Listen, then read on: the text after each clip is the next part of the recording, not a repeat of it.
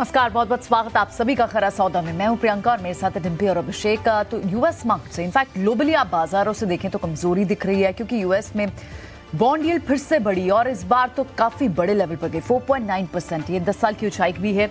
और कल भी हम ये डिस्कस कर रहे थे कि क्या बाजार एक फैक्टर इन, एक और रेट हाइक को फैक्टर इन कर रहा है, तो क्या ऐसे में इक्विटीज के आउटफ्लोज देखने को मिल सकते हैं, ये देखना होगा। लेकिन चलिए शो की शुरुआत करते हैं। सारे बड़े ट्रिगर्स इस वक्त लेकर आते हैं। कहाँ कहाँ अर्निंग्स का ट्रिगर है, नंबर्स कहाँ अच्छे आए और कहाँ कहाँ आपकी ट्रेड स्ट्रैटेजी आज होनी चाहिए। 4 बड़े ट्रिगर्स। सबसे पहले तो ग्लोबल मार्केट से डाउ कमजोर दिखा आपको। इनफैक्ट यूएस मार्केट्स में कल आपको एक कमजोरी दिखी। यूरोपियन मार्केट्स लोअर बंद हुए और एशियन मार्केट्स भी इस वक्त आपको दबाव के साथ ट्रेड करते हुए दिखाई दे रहे हैं। 19,600 के पास आपको गिफ्ट निफ्टी दिख रहा है। तो देखना होगा कल, क्योंकि हम रेजिस्टेंस से नीचे स्लिप हुए हैं, तो क्या फर्दर प्रेशर होगा। लेकिन बैंक निफ्टी का डेटा पॉइंट ये भी कहता है कि शायद एक पुल बैक भी एक्सपेक्टेड है, तो देखना होगा। लेकिन नंबर्स जहां जहां अच्छे हैं, एलटीआई माइंडट्री की कमेंट्री अच्छी है। इनफैक्ट कल आपको याद होगा जहां जहां पे भी नंबर्स का ट्रिगर था, विप्रो के कमजोर नंबर्स आए हैं। यहाँ पर किस तरह का दबाव बनेगा, क्योंकि लार्ज कैप आईटी वीक थे कल, इन्फोसिस को छोड़ दें अगर आप तो। लेकिन मिड कैप आईटी में एलटीटीएस की वीक गाइडेंस है और अब आप दोबारा दूसरे और स्टॉक्स को भी देख रहे हैं जहाँ पर नंबर्स थोड़े वीक आ रहे हैं। तो मिक्स सेट ऑफ रिएक्शन है। आईटी में पूरी तरह से नीचे चाल भी नहीं है और पूरी ऊपर भी नहीं है। बहुत ही स्टॉक सेलेक्टिव ट्रेड चल रहा है। लेकिन जहाँ नंबर्स अच्छे आए हैं, बजाज ऑटो में कितना हद तक फैक्टर इन हो चुका है ये नंबर्स, क्या अभी भी ट्रेड बाकी है। इंडसेंड में, इनफैक्ट इंडसेंड में तो रीबैलेंसिंग के फ्लोज भी आने हैं, उस पर भी बात होगी। और साथ ही जो आज नंबर्स आने हैं उनमें कहाँ का आपके लिए ट्रेड स्ट्रैटेजी होगी। लेकिन पहले एक बार डोमेस्टिक मार्केट्स को समझ लेते हैं और डिम्पी के साथ। डिम्पी, रेजिस्टेंस को ब्रेक किया, कलम दबाव के साथ ही गए और इनफैक्ट कुछ डेटा पॉइंट भी आप रिफ्लेक्ट कर रहे थे। थोड़ा कॉशियस दिख रहा है या फिर पुल बैक के साइन भी दिख रहे हैं? देखिए, मैं बोलूँगा जो कल मार्केट के अंदर हुआ ये होना तो नहीं चाहिए था, लेकिन कल जो हुआ उसने बाज़ार को थोड़ा डैमेज तो किया, लेकिन ये उतना भी डैमेज नहीं है कि आखिर डरना और घबराना चाहिए। मैं एक एक करके सारे पॉइंट्स आपके सामने रखूँगा, वैसे ही पॉइंट्स चलाइएगा जैसे मैंने आपको दिए हैं। पहला पॉइंट, कल निफ्टी के अंदर 2.5% ओपन इंटरेस्ट के साथ में अनवाइंडिंग हुई है। अनवाइंडिंग काफ़ी दिनों के बाद हुई है। अनवाइंडिंग से होता क्या है कि मार्केट्स को जल्दी जल्दी रिकवर नहीं करता। तो आप ये बात मान लीजिए कि अभी 850 को पार करने के लिए थोड़ी और मेहनत करनी पड़ेगी। आप जब बहुत अच्छे फेस में थे तब तो आपसे 850 पार हो नहीं रहा था। कल तो 100 पॉइंट और नीचे चले गए, 150 पॉइंट और नीचे चले गए आप, तो अब आपके लिए 850 बड़ा चैलेंजिंग हो गया है। ये बात क्लियर अनवाइंडिंग के प्रेशर से दिख रही है। लेकिन मेरे को निफ्टी से ज़्यादा बैंक निफ्टी के डाटा बताने में ज़्यादा इंटरेस्ट है। वो इस वजह से क्योंकि बैंक निफ्टी में देखेंगे ना, कल 28% का ओपन इंटरेस्ट है। मैं आपको ना बहुत एक छोटे से और आसान शब्दों में बताता हूँ, मार्केट के पास बारूद आ चुका है, एक लेवल की तेज़ी का और एक लेवल की गिरावट का। ये मैं वर्ड इस्तेमाल कर रहा हूँ आपके सामने कि मार्केट के पास बारूद आ चुका है। ये एक लेवल की तेज़ी या एक लेवल की गिरावट ज़रूर करेगा और अगले आप 5 से 7 दिन में इसका असर भी देख लेंगे आप। अब ये किस तरफ होगा वो अभी थोड़ा सा कहना इसलिए मुश्किल है क्योंकि रेजिस्टेंस और सपोर्ट दोनों बाकी हैं टूटने के लिए। मैं आपको सपोर्ट और रेजिस्टेंस भी आपकी स्क्रीन पर आ जाएंगे, लेकिन आप ये 28% का जो ओआई एडिशन कल बैंक निफ्टी में हुआ है ये खतरनाक है, ये फोर्स की तरह काम करेगा। दूसरी बात, 850 पार होने पर ही शॉर्ट कवरिंग आएगी। शॉर्ट्स का मनोबल कल और ऊंचा हो गया जब उन्होंने सिर्फ 15 मिनट लिए आपकी 4 दिन की मेहनत को एक पानी में फेर देने के लिए। तो इसलिए शॉर्ट्स का मनोबल हाई है, इसलिए 850 के ऊपर आने पर ही काम कीजिएगा। 44,500, 44,300 इसके लेवल के पार होने पर ही बैंक निफ्टी में शॉर्ट कवरिंग आएगी, नहीं तो नहीं आएगी। ये बात आप अच्छे से मान लीजिएगा। दूसरी बात, सपोर्ट एरियाज कौन कौन से हैं, कहां पे बाजार आके रुक सकता है। 19,600 बहुत इंपॉर्टेंट एरिया है, यहां पर आके जरूर ध्यान रखिएगा। ये मैं लेवल्स में आपको ना बहुत सिंप्लीफाई करके बता रहा हूं, इसके पीछे मैंने क्या क्या देखा वो बताने का ना समय है ना आपको जानना चाहिए। आप सिर्फ ये जान लीजिए 500, 600, 700 हमने कल ये 3 बार आपको लेवल बताए थे। एक लेवल गया, 2 अभी भी बाकी हैं, 500 और 600 का। इसलिए सपोर्ट पहले 600 का है जो कि निफ्टी के लिए बहुत अहम होगा, और 43,800 बैंक निफ्टी के लिए जिसके मुहाने पर आके खड़ा हुआ है। इन दोनों के जाने पर डैमेज और होगा, आप उसके लिए प्रिपेयर भी रखिएगा अपने आप को। एक और पॉइंट मैं रखना चाहता हूं, अब तक नतीजों का कोई खास बड़ा असर नहीं देखने को मिल रहा। हम अर्निंग में थोड़ा आगे आ गए हैं, लेकिन अभी तक कोई मेरे को अर्निंग्स में ऐसा कोई इंपैक्ट नहीं आते हुए दिख रहा। आज थोड़ा कंजम्पशन वाले शेयर्स के नंबर आएंगे, क्वार्टरली नंबर्स आएंगे, एक बार वहां से भी चेक कर लेंगे इन्फ्लेशन का प्रेशर और डिमांड सप्लाई किस तरह से चल रही है। लेकिन एग्रेशन और डिप्रेशन नंबर से कुछ भी नहीं है, एक साइलेंट और पोलाइट नंबर्स आपको आते हुए दिख रहे हैं। एक पॉइंट मैं और यहाँ पे आप जरूर नोटिस कराऊंगा कि एफआईज, काफी सारे लोगों को ये लग रहा है कि एफआईज ने माल बेचा है। देखिए, उनके लॉन्ग पोजीशंस नहीं घटी है, वो 29% है। चर्निंग हुई है बस कल, और कुछ भी नहीं हुआ।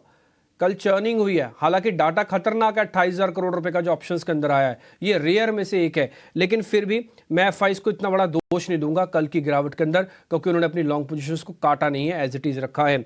एक और पॉइंट, सरकारी कंपनीज पर अभी भी ध्यान रखें। हमने आपको कल भी नोटिस करवाया था, आज फिर से नोटिस करवा रहे हैं। ये री रेटिंग के सारे कैंडिडेट हैं, अपवर्ड और डाउनवर्ड। 10% का स्विंग अगर आपको किसी शेयर में मिलेगा ना, वो सिर्फ सरकारी कंपनीज में मिलेगा और कहीं नहीं मिलेगा। और आप उठा के देख लीजिए, आपको सरकारी गैर सरकारी में अपने आप से फर्क दिख जाएगा, इसलिए उस पर आपको ज्यादा गौर फरमाना है। एक और पॉइंट, इजराइल वाला जो मामला चल रहा है ना, कल बाइडेन साहब पहुंचे और मैंने कल ये बात आपके सामने रखी थी कि जैसे वो यूएस से उड़े और इजराइल में पहुंचे, बाजार को ना जाने क्या हो गया। तो हो सकता है इजराइल और ईरान की तरफ से जब भी कोई बयान आएगा, मार्केट उसको कीनली वॉच करेगा। इसके अलावा जो भी बयान आ रहे हैं वो सारे नल एंड वॉइड हैं, उसकी कोई कीमत नहीं है मार्केट के अंदर। आ जाते हैं एक और पॉइंट पे, क्रूड 55 से 58 तक डिस्काउंटेड है, अभी 55 का आया ही नहीं। और कल भी हमने देखा कि 91 से थोड़ा खिसक के नीचे आया हुआ है। इसलिए जब तक 55 और 58 नहीं होता तब तक आप डरिएगा, घबराइएगा नहीं, क्रूड आपका कोई डैमेज नहीं करेगा। मेरी प्रॉब्लम इंडिया डॉलर इंडेक्स से है, जो कि अभी भी 106 150 के आसपास आके खड़ी हुई है। यहां पर आके थोड़ी सी दिक्कत है, ये मार्केट का फियर जनरेट करेगा और आपको उससे थोड़ा बचना है। एक और बात, आज वीकली एक्सपायरी है, काफी सारे लोगों का मन करेगा आज ऑप्शंस ट्रेड करने का, कृपा करके ना करें, कम से कम 1 घंटा तो ना करें, पहले स्टेबल हो जाने दीजिए, फिर ऑप्शंस के अंदर काम कीजिएगा। ये आज का मोटा मोटी लबोलबाब है। दूसरी बात, बजाज ऑटो और इंडसइंड बैंक के नंबर आए हुए हैं, इसका जो इंपैक्ट होगा ना सिर्फ निजी इन्हीं शेयर्स पर होगा, इसके अलावा और कहीं भी नहीं होगा, मार्केट पे तो नहीं ही होगा। और आज जो अर्निंग्स आएंगी जो कंजम्पशन वाली, उसका भी मार्केट पे असर नहीं होगा। मार्केट को रिलायंस जैसे बड़े नंबर या ऐसे कुछ और बड़े नंबर की जरूरत है, इन छोटे नंबर से बाजार का काम नहीं चलेगा। तो ये मोटा मोटी 10 पॉइंट है मार्केट के, जो आज आपके बेहद बेहद काम आने वाले हैं। अभिषेक, तो ये पूरा का पूरा मार्केट सेटअप आपके लिए, लेकिन अगर हम ग्लोबल मार्केट्स की बात करें तो कहीं ना कहीं जियोपॉलिटिकल टेंशन अभी बाजार के लिए बनी हुई है, और सिर्फ भारत के लिए नहीं है, पूरी दुनिया का इंटरेस्ट इस बात में है बस कि किसी तरह से क्रूड की सप्लाई में दिक्कत ना आए। क्रूड की सप्लाई जब तक दुरुस्त है, जब तक वहां से चिंता नहीं है, शायद स्पाइक नहीं आएगा क्रूड के भाव में, और लड़ाई अपनी तरफ वो चलती रहेगी। 11 दिन हो गए हैं युद्ध को चलते हुए, और वहां से लगातार स्टेटमेंट्स आ भी रहे हैं। कल जो बाइडेन वहां पर पहुंचे, उसके बाद उन्होंने ये सपोर्ट में इजराइल को उन्होंने बोला कि जो गाजा के अस्पताल पर जो रॉकेट से हमले किए गए उसमें इजराइल का हाथ नहीं है। हालांकि अभी वो तेल अवीव में ही थे, उसी दौरान हमास की ओर से रॉकेट से हमले तेल अवीव में किए गए, तो ये दिक्कतें वहां पर बरकरार है। हमास का ये कहना है कि जो पश्चिमी देश हैं वो दरअसल युद्ध के लिए जिम्मेदार हैं, कहीं ना कहीं अमेरिका को भी जिम्मेदार ठहरा रहा है हमास, और फलस्तीन की तरफ से भी इस तरह के स्टेटमेंट्स हमने आते हुए देखे हैं। लेकिन चिंताएं वहां कायम है। लेकिन क्रूड के भाव पर कल हमने देखा कि ज्यादा कोई असर नहीं हुआ। $91 के आसपास कच्चे तेल का भाव इस वक्त बना हुआ है। इस बीच युद्ध को समाप्त करने के लिए, डी एस्केलेशन के लिए कोई गंभीर प्रयास ना तो इजराइल की तरफ से हुए हैं, ना तो हमास की तरफ से कोई स्टेटमेंट आए हैं। लेकिन युद्ध भूमि में मानवीय सहायता पहुंचाने के लिए कोशिशें की जा रही है। अमेरिका ने $100 मिलियन का फंड देने का ऐलान किया है। इसके अलावा मिस्र को ऐसी छूट मिली है, इजराइल भी उस पर सहमत हो गया है कि वह अपना मानवीय सहायता वहां पर पहुंचाए। लेकिन आज जो अहम जो चीज होगी वो होगी जेरोम पावेल की स्पीच पर, क्योंकि स्पीच से पहले कल हमने देखा कि डाउ में 303 अंकों के आसपास की गिरावट रही, नेस्डेक S&P भी करीब करीब 1.5% तक आसपास टूटे हैं, और बॉन्ड यील्ड जो है वो पहुंच गई है 16 साल की नई ऊंचाई 4.9 पर। और इसका आप जरा चक्र समझ लीजिए, रिटेल सेल्स के उम्मीद से बेहतर आंकड़े आए थे, उसने कहीं ना कहीं ये इस चीज को हवा दी कि शायद जो ब्याज दरों की ऊंचे स्तर पर रहने का जो सिलसिला है वो लंबे समय तक बना रहेगा। उसके चलते फिर हमने देखा कि ईल्ड्स में उछाल आई, और ईल्ड्स में उछाल यानी कि इक्विटी में थोड़ा सा रुझान लोगों का कम हो जाता है, ये साइकिल है। लेकिन निश्चित तौर पर आज जो उनका स्पीच है, न्यूयॉर्क में स्पीच एक देंगे, उसके बाद ये क्लियर होगा कि फेड का स्टांस क्या रहने वाला है। 31 अक्टूबर और 1 नवंबर को FOMC की मीटिंग है, 1 नवंबर को फेड का फैसला आएगा ब्याज दरों पर, तो उस पर नजर बनी रहेगी। लेकिन निश्चित तौर पर फिलहाल जो ग्लोबल माहौल है वो थोड़ा सा नेगेटिव साइड पर जरूर लग रहा है, और उसके संकेत गिफ्ट निफ्टी से भी आ रहे हैं। 100 अंक नीचे गिफ्ट निफ्टी हमारे लिए जो कि सबसे बड़ा इंडिकेटर है भारतीय बाजारों के लिए ओपनिंग के लिहाज से, वो इस वक्त 19,600 के नीचे फिलहाल कारोबार कर रहा है।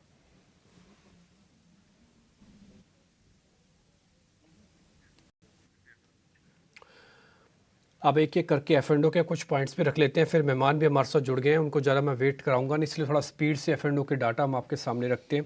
पहला निफ्टी, जैसे मैंने बताया कि अनवाइंडिंग का प्रेशर है, लेवल्स मैंने ऑलरेडी आपके साथ शेयर कर दिए, 19,600 500 सपोर्ट एरियाज़ हैं। आपके पास कोई पोजीशंस हैं ज़रूर होल्ड करके रखिए, आपके पास शॉर्ट कर रखे हैं ज़रूर होल्ड करके रखिए, दोनों के पास भरपूर मौके हैं जब तक रेंज का ब्रेकआउट या ब्रेकडाउन नहीं होता।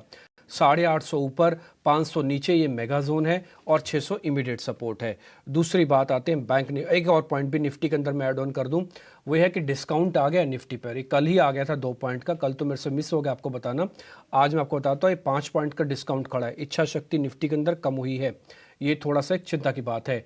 आगे बढ़ते हैं बैंक निफ्टी का। बैंक निफ्टी में ह्यूज शॉर्टिंग हुई है और 28% मैंने आपको कहा है कि मार्केट का बारूद आ चुका है, अब सिर्फ मूवमेंट का बाकी है। ये डायरेक्शन किस तरफ होगा, नॉर्थ या साउथ, बस सिर्फ यही चेक करना बाकी रह गया। लेकिन बैंक निफ्टी के लिए प्रिपेयर हो जाइए, जिनके पास पोजीशंस ज़्यादा हैं, लाइट करनी है लाइट कर लो, जिनके पास लाइट हैं ज़्यादा करनी है ज़्यादा कर लो, जैसे आपको ठीक लगे। ये सपोर्ट और रेजिस्टेंस आपकी स्क्रीन पर है, 44,300 ये ऊपर का एरिया होगा, पार होने पर ज़बरदस्त शॉर्ट कवरिंग आएगी और 43,500 टूटने पर ज़बरदस्त फॉल वापस से मार्केट के अंदर आएगा। इसके बीच में मार्केट एक चर्निंग की तरह काम करेगा। आपको आता है काम करना चर्निंग का तो ठीक, नहीं तो अवॉइड द इंडाइसिस। ठीक है, वो अवॉइड करने की सलाह है। मतलब अगर आप उसको राइड नहीं कर सकते, अगर आप चपल नहीं है, चुस्त नहीं है, तो थोड़ा सा दूर है, इसमें आपकी भलाई है। डिम्पी, स्टॉक्स कौन से फोकस में रहेंगे आज? देखिए नए शेयर्स के साथ एक्सपेरिमेंट करना नहीं चाहिए। आपके जो पके हुए पुराने शेयर्स हैं उसी पे ज़्यादा ध्यान दीजिए, नए पे जाएंगे तो पुराने को भी हैंडल नहीं कर पाएंगे। इसलिए GNFC हमने वापस से उतारा है आपके सामने, आपको 3-4 दिन पहले भी बताया था, कल हमारे एक मेहमान भी बता रहे थे, कल हमने क्लोजिंग की कॉल में BTST भी पता किया था GNFC के बारे में। आप देख पा रहे होंगे इसका स्ट्रॉन्ग बेस बना हुआ है, टिपिकली ब्रेकआउट है, 2 बार के एरियाज़ को ब्रेकआउट करेगा और कल मार्केट के अंदर स्टैंड आउट कर रहा था। ये एक अच्छी चीज़ है, रिस्क रिवार्ड ठीक है, सेक्टर की चर्निंग इसके हक में है, तो GNFC पे आप ज़रूर ध्यान रखिएगा। इसमें एक आपको अच्छा ट्रेड, एक सुलझा हुआ और कम वॉल्यूम से काम करने वाला ट्रेड आपको मिल जाएगा। ये कल आप देख पा रहे हैं करीब 2% ऊपर जाके बंद हुआ, जबकि निफ्टी डेज लो पे था। दूसरा शेयर भी कुछ इसी नेचर का ही है, ये भी हमने आपके साथ पहले साझा किया हुआ है और 1-2 दिन पहले शरद भी इसके बारे में आपको जानकारी दे रहे थे खबर गरम वाले में, वो था सन टीवी। आप इस पे ध्यान रखिए, चुनावी साल है, ये सदर्न इंडिया का एक ऐसी कंपनी है जिसको चुनाव से फ़र्क पड़ता है। दूसरा इसका स्ट्रॉन्ग बेस है और ऊपर की जो लाइन है उसका टारगेट है at the middle of this path है, यानी कि ऊपर जाना और नीचे जाने का समय उतना ही है। फिर डाटा काम आता है, तो डाटा से ये पता लग रहा है कि यहाँ पे ऊपर जाने की प्रोबेबिलिटी हाई है। हल्के हाथ से कमज़ोर मतलब कम वॉल्यूम के साथ आप काम करना चाहें करें। हमने दोनों शेयर ऐसे चुने हैं जो कल मार्केट के अंदर स्टैंड आउट कर रहे थे, खुद से खड़े हुए थे। 3% की तेज़ी के साथ कल सन टीवी भी खड़ा हुआ था, स्टैंड आउट कर रहा था, तो इसलिए इन दोनों पे हमको ट्रस्ट है और इस तरह के मार्केट के शॉक एब्जॉर्बर का ये काम करेंगे। आपको लो वॉल्यूम के साथ काम करना चाहिए, मौके भरपूर मिलेंगे, बट वेट करना समझदारी है। अब समझ लेते हैं हमारे आज टेक्निकल पैनलिस्ट क्या स्ट्रैटेजी आपके लिए आज बना रहे हैं। राहुल घोष और रत्नेश गोयल दोनों हमारे साथ हैं। राहुल, बड़े दिन बाद आप आए, चलिए आपसे शुरुआत करते हैं। नमस्कार, आज कैसे इंडेक्स पर ट्रेड करेंगे? ऊपर रेजिस्टेंस से तो स्लिप हुआ, आप सपोर्ट की तरफ देखना चाहिए या फिर आपको लगता है कि यहाँ पुल बैक पे आप इनफैक्ट आप पुल बैक के मौके ढूंढेंगे? नमस्ते और गुड मॉर्निंग। तो पहली डिस्क्लेमर और एट द आउटसेट में बोल दूं कि निफ्टी जैसे मिस्टर डिम्पी ने भी कहा एक नो ट्रेड जोन में है। कोई पॉइंट नहीं है निफ्टी को ट्रेड करके 150 पॉइंट ऊपर जाना, 150 पॉइंट नीचे जाना, आपका स्टॉप लॉसेस दोनों साइड पे हिट होंगे। तो जब तक कोई डेफिनेटिव मूव नहीं आता है निफ्टी को हम ट्रेड नहीं करेंगे।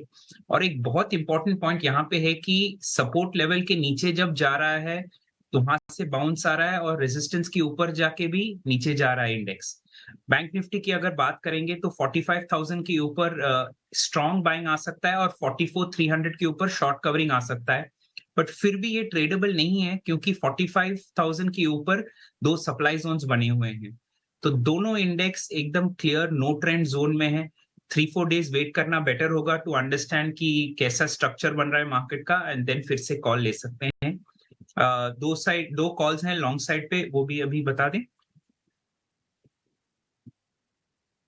बस आते हैं राहुल कॉल्स के लिए। इनफैक्ट अब चलिए ठीक है, ये तो इंडेक्स पे आपने बताया हमें कैसे ट्रेड करना है।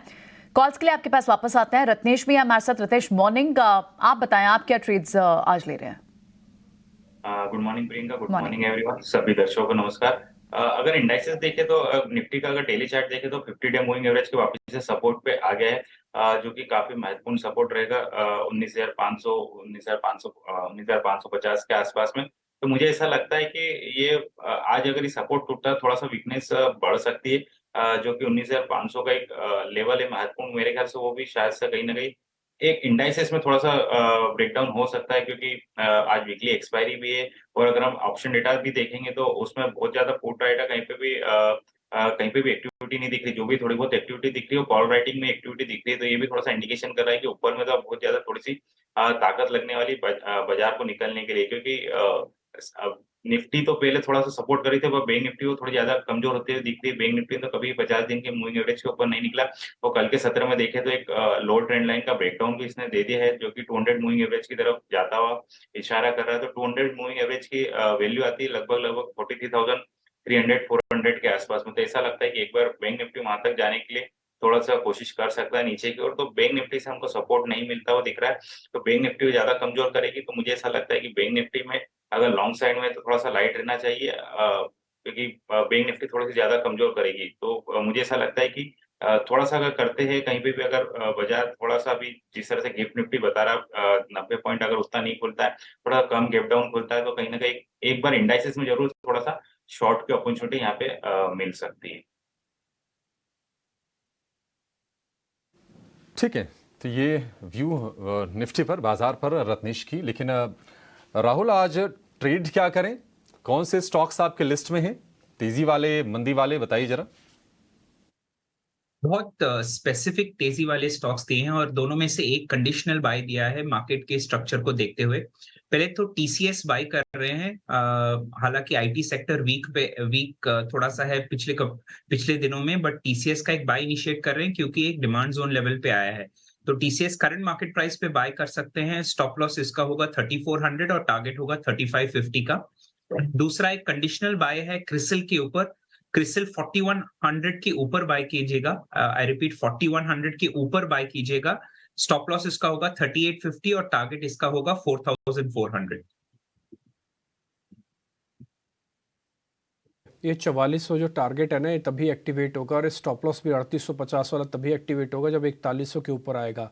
प्रोड्यूसर साहब एक काम कीजिए, जहाँ पे प्लेट बनी हुई ना क्रिसल की, वहाँ पे ऊपर लिख दीजिए राहुल घोष की राय पे @क्रिसल 4100 के ऊपर आने पर ही होगा ये, नहीं तो सौदा नल एंड वाइड है। आप ऐसा ना सोचें कि आपको ये ट्रेड बताया गया है, इसमें कंडीशन अप्लाइड है। और ये 50 रुपये कहने को छोटी सी बात है, लेकिन 50 रुपये से ही सौदा पलट जाएगा और आपका नुकसान ना हो जाए, इसलिए 4100 राहुल जी ने भी बता दिया, हमने भी आपको नोटिस करवा दिया। टीसीएस सीधा सीधा बाय है। किरण जी भी हमारे साथ कनेक्ट हो चुके हैं, उनके जरा ट्रेड पता कर लेते हैं। किरण सर, बहुत शुक्रिया, थैंक यू वेरी मच समय देने के लिए। सर बताइए आपके सौदे कौन से हैं? Very good morning everyone. So हमारी तरफ से 2 कॉल है। Definitely market gap down open हो रहा है, लेकिन इस फॉल के अंदर हम जो भी स्ट्रॉन्ग ब्रेकआउट वाले स्टॉक्स है उसके रिट्रेसमेंट के ऊपर हम बाई कर सकते हैं। सो पहला जो स्टॉक है वो मारुति रहेगा। मारुति में हम देख रहे हैं कि clear cut all time high pattern breakout है। साथ ही साथ एक असेंडिंग ट्रायंगल पैटर्न ब्रेकआउट था, उसका रिट्रेसमेंट हो चुका है 10,500 के करीबन। कल स्टॉक की क्लोजिंग 10,780 के आसपास थी। यहाँ पे भी आप अगर देखोगे तो एक सिग्निफिकेंट लॉन्ग बिल्डअप हुआ है, जहाँ पे price rise plus open interest rise है। लास्ट वीकली एक्सपायरी हम देख चुके हैं। तो कहीं ना कहीं मारुति के अंदर हमें पोजीशन लेनी चाहिए। कोई भी रिट्रेसमेंट आता है आज के गैप डाउन में 10,750 से 10,700 के बीच में भी मिले तो हमें लेना चाहिए। 10,950 का हमारा टारगेट रहेगा और 10,680 690 का हमारा स्टॉप लॉस मेंटेन करना है मारुति के अंदर। नेक्स्ट जो कॉल है वो पीवीआर है। पीवीआर में जिस तरह से हम देख रहे हैं कि यहाँ पे भी एक ब्रेकआउट रीटेस्ट हो चुका है। कहीं ना कहीं जिस तरह से फेस्टिवल सीजन आ रही है तो एक टेक्नो फंडा कॉल भी है। सो इंट्राडे एज वेल एज 1-2 दिन के नजरिए से या 1-2 वीक के नजरिए से भी आप पीवीआर में पोजीशन बना सकते हो। एक 1750 के आसपास का जो रेजिस्टेंस था उसके ऊपर कंफर्टेबली कल उसने क्लोज दे दिया है।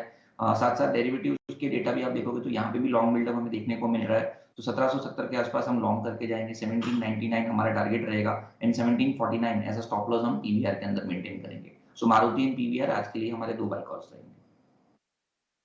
सो मारुति ऑटो स्टॉक्स चल भी रहे हैं और पीवीआर में भी कल अच्छा शॉर्ट कवरिंग का मूव था, उसी को देखते हुए आपने यहाँ पर कॉल्स लिए हैं। ठीक है, रत्नेश की बस कॉल्स रह गई हैं। रत्नेश बताएं। मैंने कहा कि जैसे थोड़ा सा इंडाइसेस में प्रेशर रह सकता है, पर स्टॉक्स में जरूर स्टॉक स्पेसिफिक मूवमेंट रहेगा। तो मेरे भी जो कॉल रहेंगे दोनों लॉन्ग साइड में रहेंगे और थोड़ा सा अगर बाजार गिव डाउन बोलता है तो मुझे ऐसा लगता है कि नीचे मिलेगा। अगर ये दोनों स्टॉक तो काफी और अच्छी अपॉर्चुनिटी इनमें बाय करने की रहेगी। तो पहला तो रेपको होम फाइनेंस रहेगा, इसमें डेली चार्ट में काफी अच्छे राउंडिंग फॉर्मेशन दिख रहा है। कल के सत्र में काफी अच्छी वॉल्यूम एक्टिविटी भी हमको देखने को मिली। तो रेपको होम 420 के स्टॉप लॉस से मुझे लगता है 440 का टारगेट देखने को मिल सकता है। पोजिशनल भी कोई रखना चाहे तो उस लिहाज से भी रख सकते हैं। दूसरा मेरा भी सन टीवी रहेगा, डिम्पी जी के साथ जाना चाहूंगा मैं। तो मुझे ऐसा लगता है कि सन टीवी में continue high right formation, rounding formation देखने को मिल रहा है डेली वीकली चार्ट पे। तो सन टीवी में 649 का स्टॉप लॉस लगा के 675 का टारगेट ले सकते हैं। ठीक है, सारी रिकमेंडेशन अब हमारे पास आ चुकी हैं। चलिए अब एक एक कर इंपॉर्टेंट सेगमेंट्स को इंक्लूड करते हैं शो में। सबसे पहले आईटी नंबर्स पर बात करते हैं, क्योंकि विप्रो के कल नंबर्स आए, वीक गाइडेंस की। कल आपको याद होगा एल&टी टेक के नंबर्स आए थे, वहां वीक गाइडेंस थी। विप्रो ने वीक गाइडेंस दिया और इनफैक्ट एलटीटीएस के भी नंबर्स थोड़े से वीक हैं, क्योंकि रेवेन्यू जो गाइडेंस है उसमें उन्होंने भी कट किया है। एक बार अनीशा से समझ लेते हैं कि इस सबका मतलब क्या है। थोड़ा दबाव में रह सकता है क्या विप्रो? थोड़ी और डिटेल समझते हैं। अनीशा बताएं। आईटी कंपनीज की बात करें तो उनके नतीजे काफ़ी वीक रहे हैं। सबसे पहले गाइडेंस कट की बात करते हैं। जो लेटेस्ट कैंडिडेट है विप्रो, उन्होंने बोला है आगे चल के 1.5 से 3.5% तक का डिक्लाइन आ सकता है Q3 में।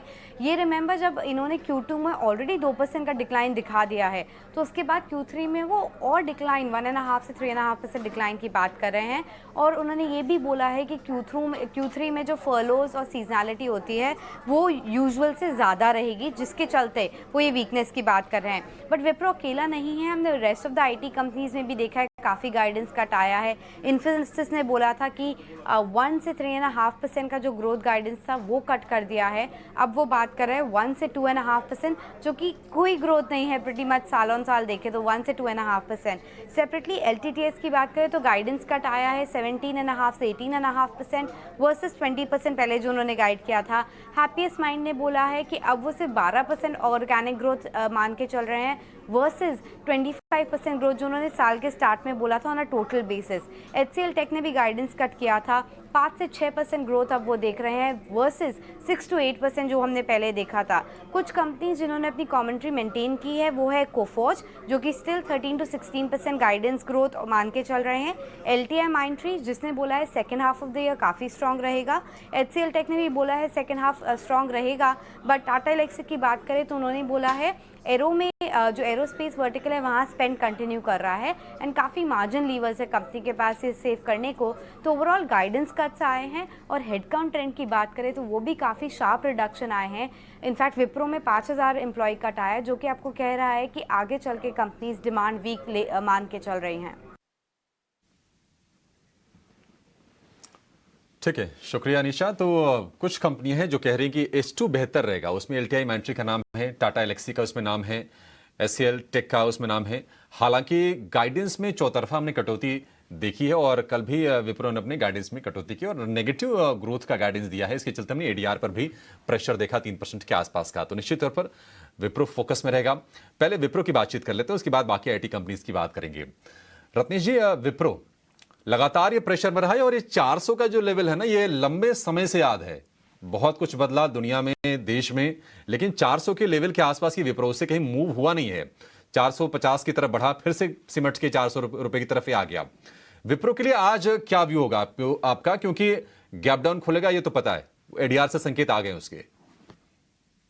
ये पूरा आईटी सेक्टर देखे तो आज का भी आईटी सेक्टर स्पेशली देखे तो बहुत ज्यादा कंसोलिडेशन में कुछ भी अभी बहुत ज्यादा इनसे पॉजिटिव स्ट्रक्चर नहीं देखने को मिल रहा है। और वहीं विप्रो देखे तो अभी भी कंटिन्यू लोअर लो फॉर्मेशन में एक कंसोलिडेशन चल रहा है। 200 मूविंग एवरेज लाइन के ऊपर ट्रेड कर रहा है, जो कि 395 399 के आसपास में आता है। तो अगर आज ये 200 मूविंग एवरेज लाइन भी अगर तोड़ के नीचे ट्रेड करता है तो मुझे ऐसा लगता है कि अभी भी थोड़ा सा इसको लॉन्ग साइड के लिए अवॉइड ही रखना चाहिए। अगर 395 का लेवल तोड़ता 370 380 कुछ ये लेवल तक आ सकता है। तो मेरे हिसाब से अभी लॉन्ग साइड तो अवॉइड ही रहना चाहिए इसमें।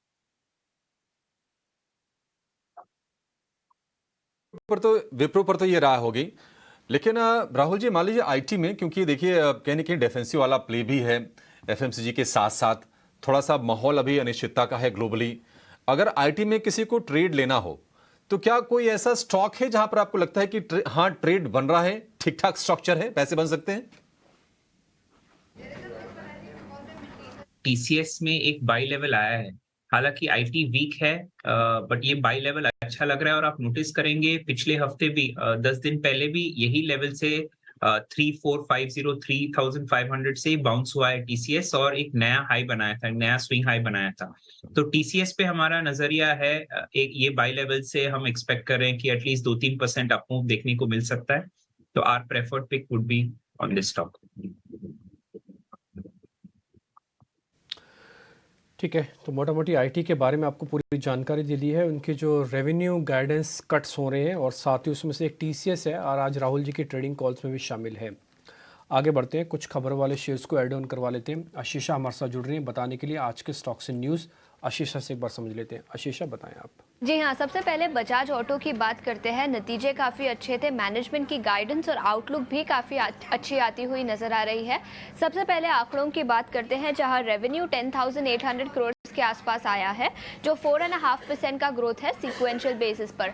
मार्जिन्स भी अच्छे आते हुए नजर आए हैं इस क्वार्टर में, और मैनेजमेंट ने फुल ईयर गाइडेंस 5 to 8% की जो गाइडेंस दी थी फुल ईयर FY24 के लिए, वो भी मेंटेन करी है। आउटलुक की बात करें तो एक्सपोर्ट एनवायरनमेंट इंप्रूव होता हुआ नजर आ रहा है और सीक्वेंशियल बेसिस पर भी इंप्रूव होगा।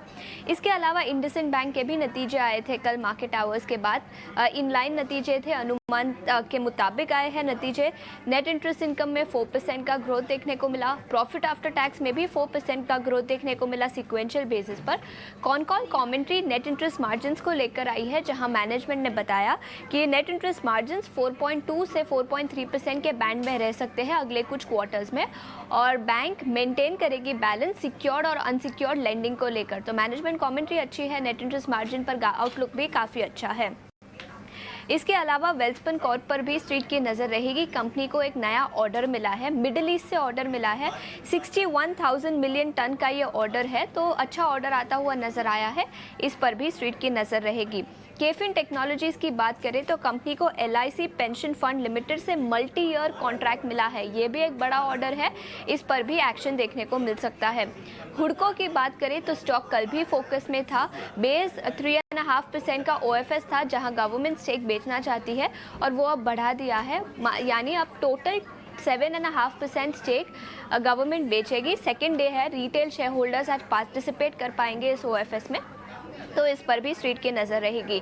लास्टली स्टील कंपनीज की बात करते हैं। वर्ल्ड स्टील एसोसिएशन ने स्टील का ग्रोथ आउटलुक इस ईयर के लिए जो पहले 1.8% पहले जो 2.3% पर था, वो अब घटाकर 1.8% पर कर दिया है। तो इस आउटलुक के चलते, गाइडेंस कट के चलते स्टील कंपनीज पर भी आज स्ट्रीट की नज़र रहेगी।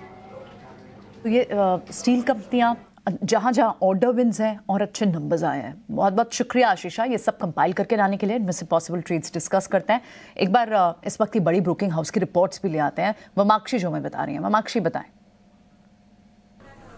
जी बिल्कुल, शुरुआत करते हैं हम विप्रो के साथ। हम देख रहे हैं कि कंपनी के नतीजों के बाद काफ़ी सारे ब्रोकरेज हाउसेस की तरफ से रिपोर्ट आए हैं और ये हाईलाइट कर रहे हैं कि ओवरऑल विप्रो का प्रदर्शन काफ़ी कमज़ोर रहा है सारे ही पैरामीटर्स में। ओवरऑल फॉरवर्ड लुकिंग इंडिकेटर्स भी जो है वो वहाँ पर भी हम देख रहे हैं कि थोड़े से चैलेंजेस नज़र आ रहे हैं।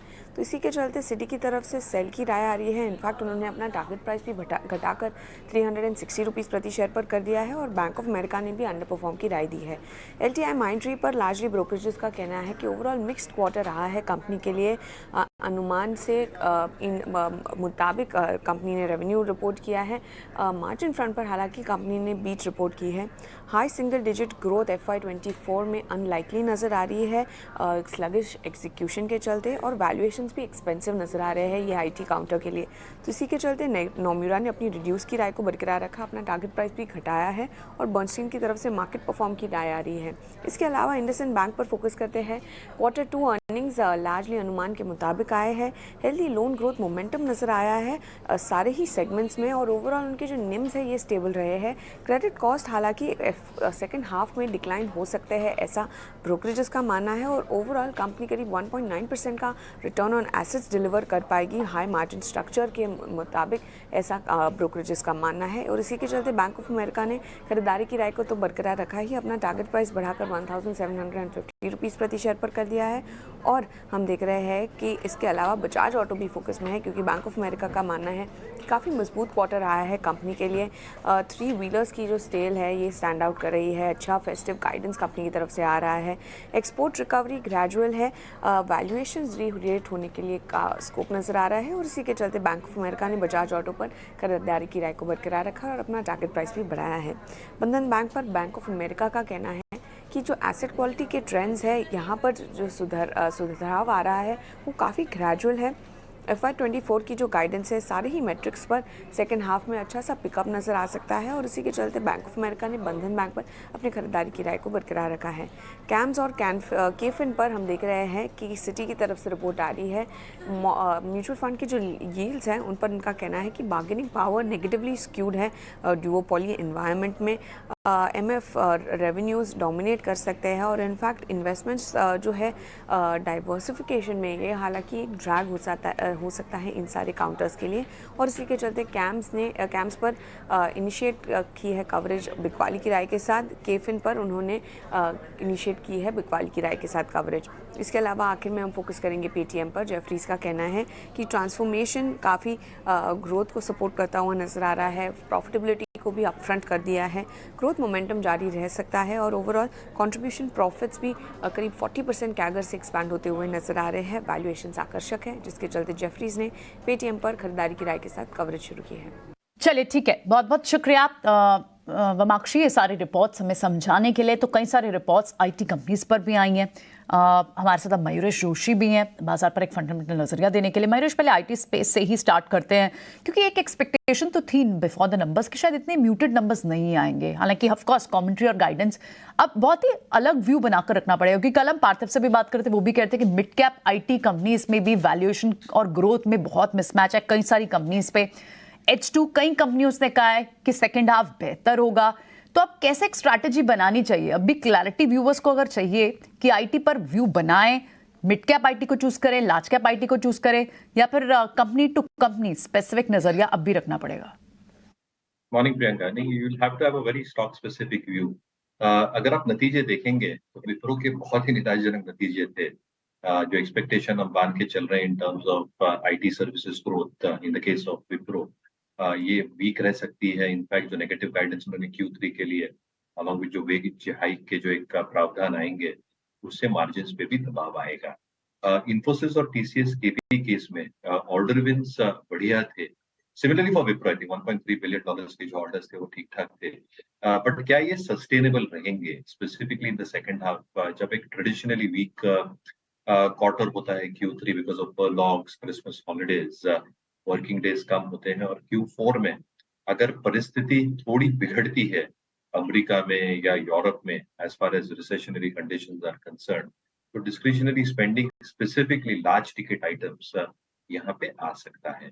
If you probably look at the mid cap IT space, happiest minds के मैनेजमेंट कल सुन रहा था, उनका भी कहना ये है कि थोड़ा उनको दबाव प्रॉब्ली दिख रहा है इन टर्म्स ऑफ डिमांड, थोड़ा पुशबैक डेफिनेटली हो रहा है क्लाइंट्स की तरफ से, और थोड़ा अगर मैक्रो दबाव बढ़ता है इकोनॉमीज के ऊपर तो क्या प्राइसिंग प्रेशर भी आ सकते हैं इन द सेकंड हाफ, ये चीजें देखनी बहुत जरूरी है।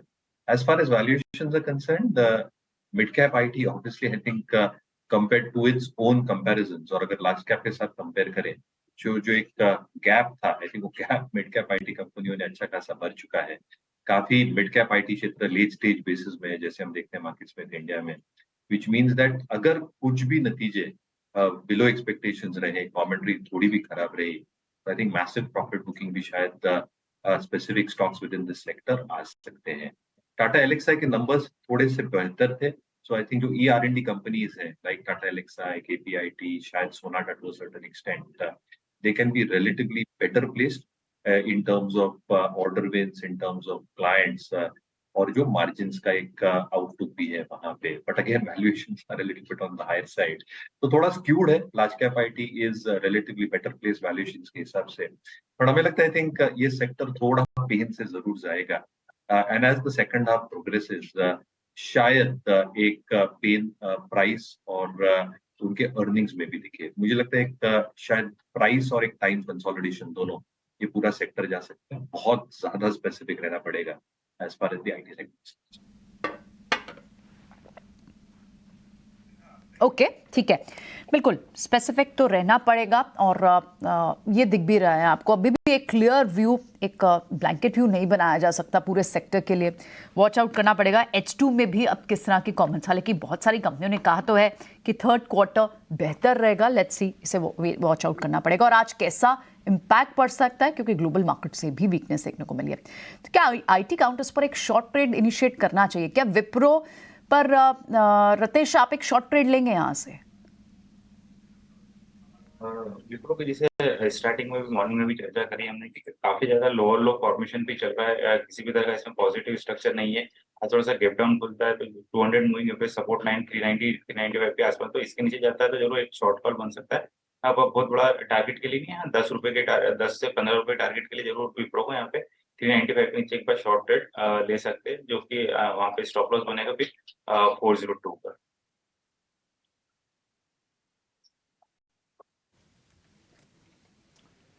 ठीक है, व्यू हो गया। हम पहले भी इस पर चर्चा कर भी रहे थे, तो आपके लिए बिल्कुल तस्दीक मुहर लगी कि आपको आज करना क्या है विप्रो के शेयर में।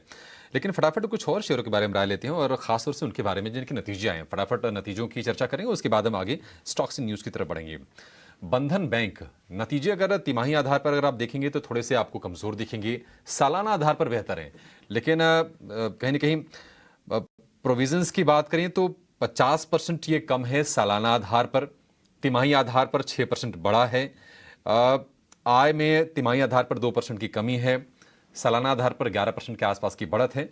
और कहीं ना कहीं ये फोकस में होगा आज ये। इस पर राहुल, आज क्या आपकी राय होगी बंधन बैंक को लेकर, किस तरह से ट्रेड करें इसे?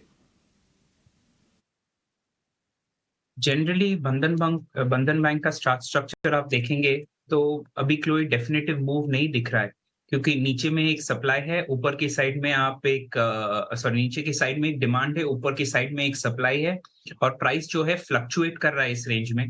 तो अभी एक बाय नहीं इनिशिएट करेंगे, थोड़ा सा वेट करेंगे कि नीचे का लेवल आइदर टेकआउट करे, तभी शॉर्ट साइड में भी जा सकते हैं। तो अभी कोई ट्रेड नहीं इनिशिएट करेंगे।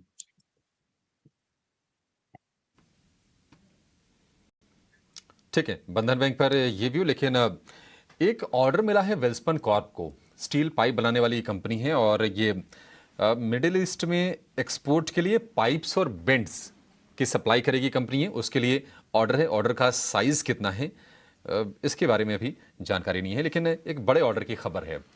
वेल्सपन कॉर्प, रत्नेश जी क्या व्यू होगा आपका और कैसे ट्रेड करें इसे? वेलकॉर्प में हम कंटिन्यू हाई राई फॉर्मेशन देख रहे हैं, काफी अच्छा इसमें एक्टिविटी देखने को मिल रही है। हालांकि अपने थोड़ा सा लीवरेज से बहुत ज्यादा स्ट्रेच हो चुका, पर अभी भी किसी भी तरह की इसमें मद्दी के सिग्नल नहीं है, वीकनेस के सिग्नल नहीं है चार्ट पे। तो मुझे ऐसा लगता है कि एक बार ये 455 456 के ऊपर निकलेगा तो नई वापस से तेजी इसमें बनेगी, जो कि इसको मिड टर्म में 490 से 500 तक लेके जाएगी। तो किसी के पास में तो बिल्कुल बने रहना चाहिए। नया इनिशिएट ट्रेड करना तो आज 456 के ऊपर लेना चाहिए। मिड टर्म के हिसाब से 495 से 500 के टारगेट के लिए स्टॉप लॉस रहेगा यहाँ पे। अगर आज के लिए कोई एंट्री लेता है तो 445 का स्टॉप लॉस रहेगा। ठीक है, 5 का स्टॉप लॉस वेल्सपन कॉर्प के लिए। अगला शेयर हमारे लिस्ट में है केफिन टेक का, और इनको LIC पेंशन फंड से ना मल्टी ईयर का एक बड़ा कॉन्ट्रैक्ट मिला कई साल के लिए, और contract to design investment management solution बनाने के लिए ये कॉन्ट्रैक्ट मिला है केफिन टेक्नोलॉजीज को। अगर आप मार्च के स्तर से देखेंगे पिछले 6 महीने में शेयर करीब 50% चढ़ा हुआ है। केफिन टेक्नोलॉजीज कैसी कंपनी लगती है आपको मयूरेश जी, और क्या सलाह होगी आपकी इस पर?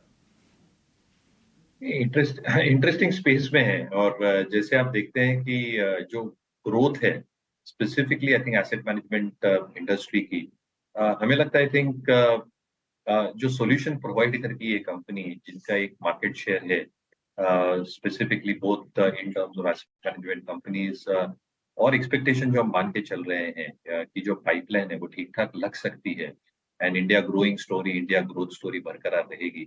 मुझे लगता है I think the leeway in terms of growth अभी भी काफी शानदार और बरकरार रह सकती है। तो जिनके पास है बिल्कुल बने। तो इस पर रिकमेंडेशन मयूरेश जी की आ गई है। और एक काम करते हैं, प्रियंका वाले शेयर ब्रोकिंग के शेयर्स पता कर रहे हैं, मैं कुछ ब्रेकआउट्स के शेयर पता करता हूँ। ताकि आपका जो कंप्लीट हो जाए आज का, कुछ ऐसे ट्रेंडिंग स्टॉक्स भी आपको मिल जाएं जहां पर आपको अच्छा पैसा आज बनता हुआ दिखे। एक शेयर जरा चेक करना है, वह जुबिलेंट फूडवर्क।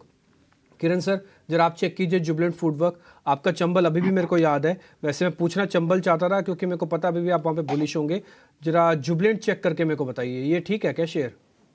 हाँ, सो जुबिलेंट फूड की अगर हम बात करें तो जिस तरह से वो एक अपने ब्रेकआउट लेवल के ऊपर तो सस्टेन कर ही रहा है, और कहीं ना कहीं जब इंडिया पाकिस्तान की मैच हुई थी तो उनके ऑर्डर के तब मैच के दरमियान जो ऑनलाइन ऑर्डर हुए थे उसका एनालिसिस आया है आज के न्यूज़पेपर में ही।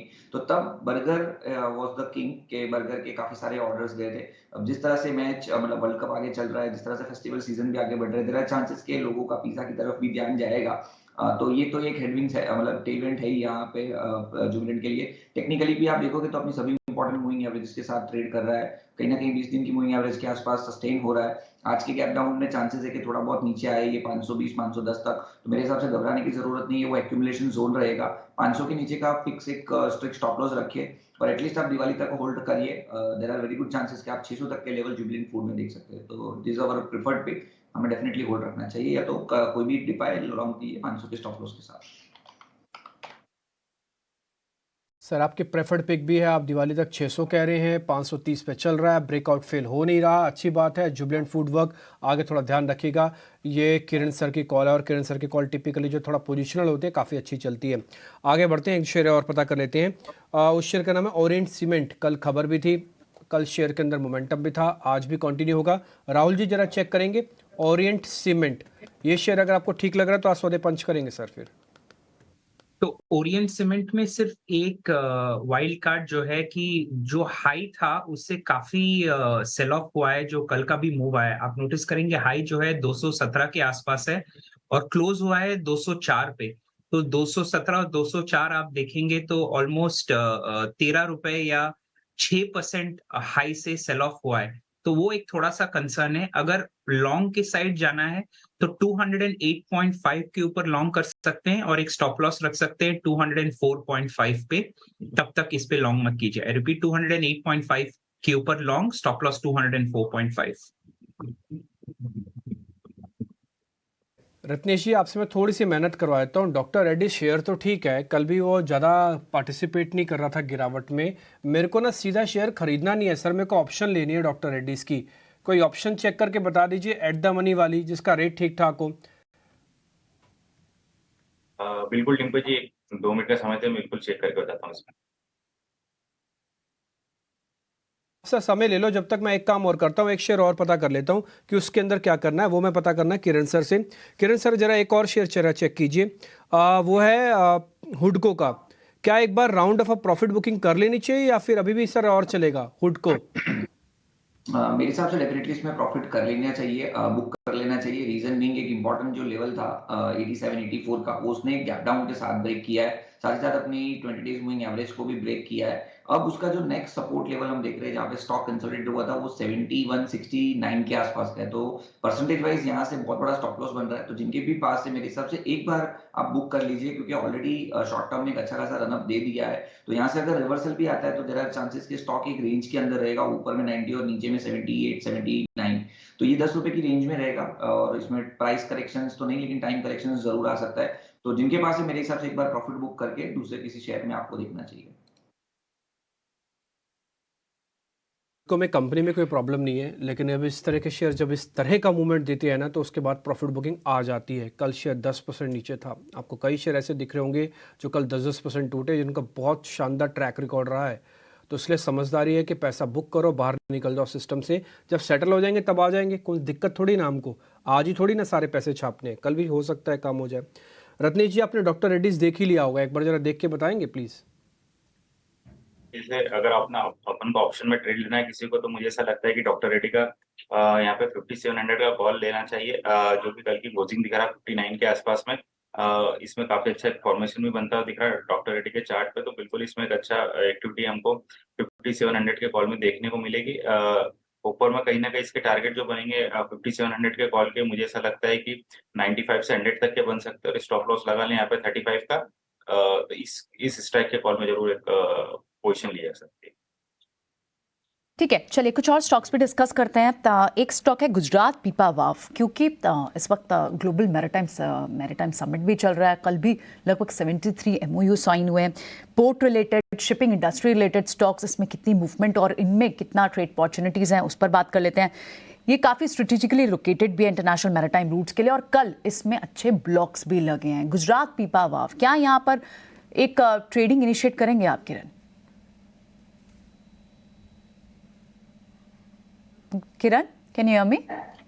यस, तो गुजरात पीपावाव की अगर हम बात करें तो डेली चार्ट के ऊपर हम देख रहे हैं कि एक inverted head and shoulder pattern breakout हमें देखने को मिला था। उसके बाद कल एक रीटेस्टिंग कहीं ना कहीं हो चुका है। स्टॉक अपने सभी इंपॉर्टेंट मूविंग एवरेजेस के ऊपर भी ट्रेड कर रहा है, और अगर आप इसके लंबे समय के चार्ट देखोगे, वीकली एंड मंथली, तो वहां पे एक मेजर ब्रेकआउट हमें 124 के लेवल के ऊपर दिख गया है। तो risk reward point of view आप देखें तो 138 के आसपास स्टॉक चल रहा है, और उसका जो स्टॉप लॉस पोजिशनली बन रहा है वो 124 का बन रहा है। और जिस तरह के चार पैटर्न है, यहाँ पे आप 180 190 तक के टारगेट एक्सपेक्ट कर सकते हो। मेरे हिसाब से डेफिनेटली कोई भी डिप आता है तो करंट मार्केट प्राइस हमें लॉन्ग करना चाहिए 124 की स्टॉप लॉस के साथ। पीपावाव पे, लेकिन क्योंकि नवरात्र का शुभ अवसर भी चल रहा है, हमारे साथ बसीन जी रोज आते हैं, डेली पिक्स भी बताते हैं और कुछ पोजिशनल बेट्स भी बताते हैं, बट आज उन्हें कुछ खास शेयर भी बताने होंगे, उनसे बात करते हैं। बाजार में पैसे से बनता है पैसा, सही सलाह और रणनीति से बनती है बात। मेरे साथ देखिए हर रोज कमाई की सौगात, केवल ईटी नाउ स्वदेश पर।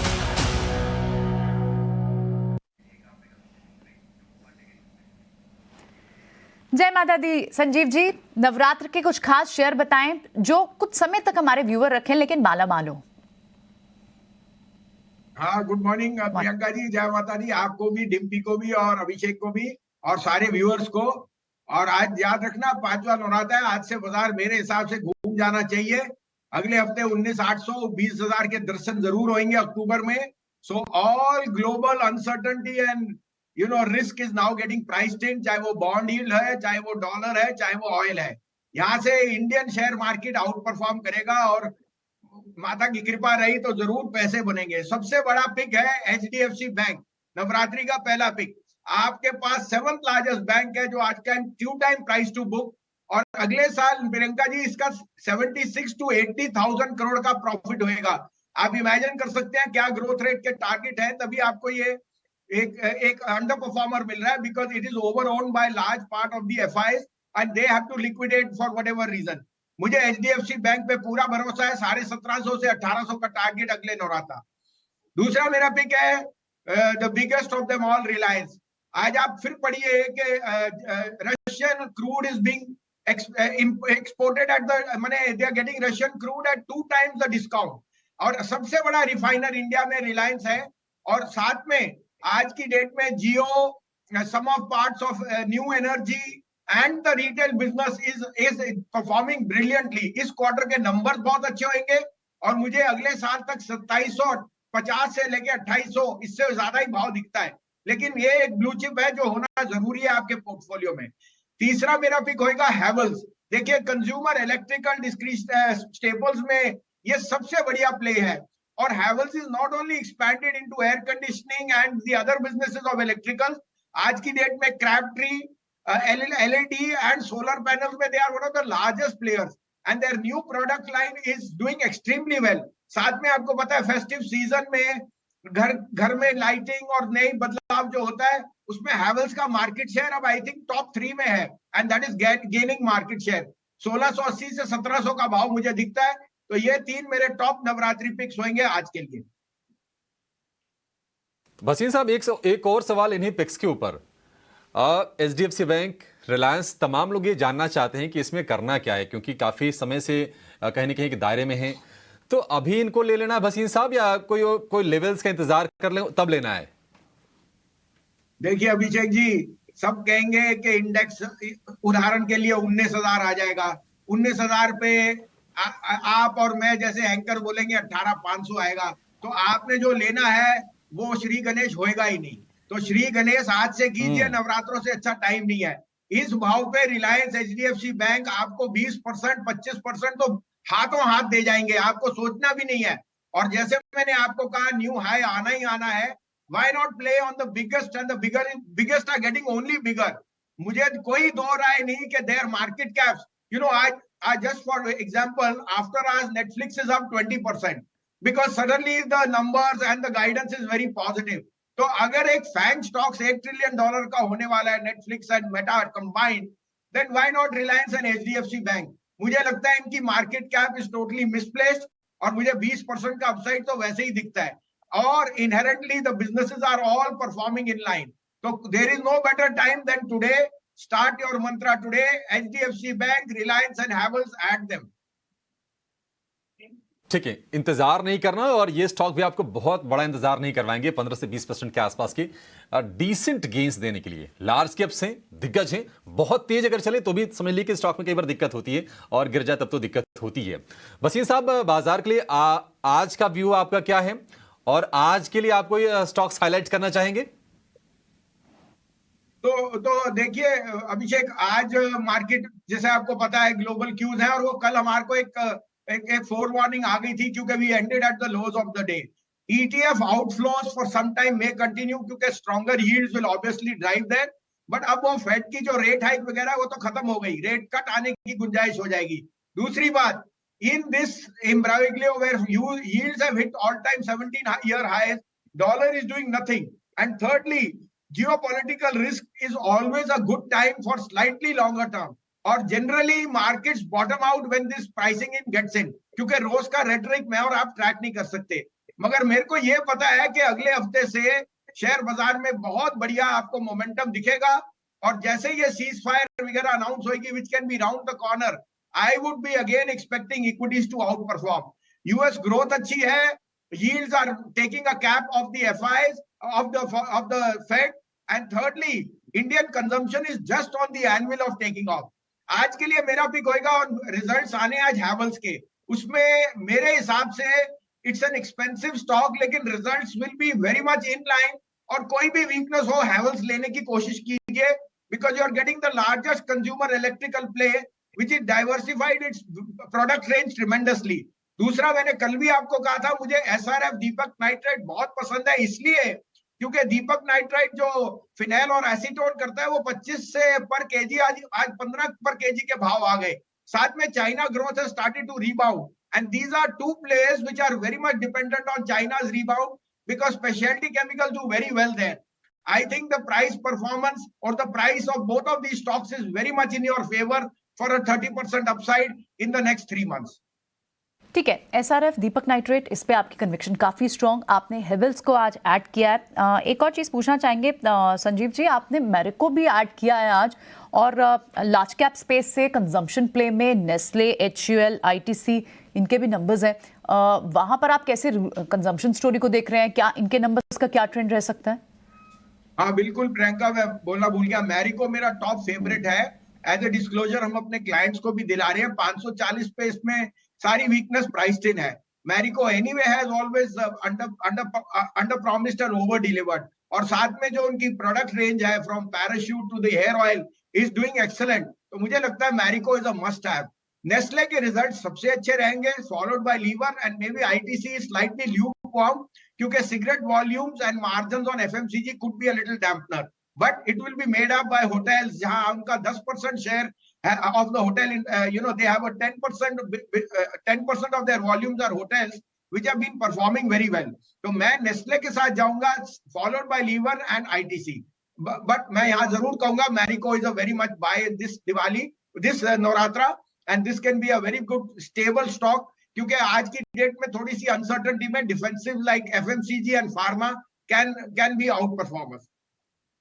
ऑलराइट, बहुत बहुत शुक्रिया संजीव जी ये सारे स्टॉक्स बताने के लिए. तो 3 खास नवरात्रि के शेयर हमने शो पे बताए व्यूवर्स को, और साथ ही आज के लिए हेवल्स और मैरिको जैसे ट्रेड्स आपके लिए इंट्राडे और पोजिशनल ट्रेड लेकर आए. बहुत बहुत शुक्रिया संजीव जी इन सभी ट्रेड्स के लिए.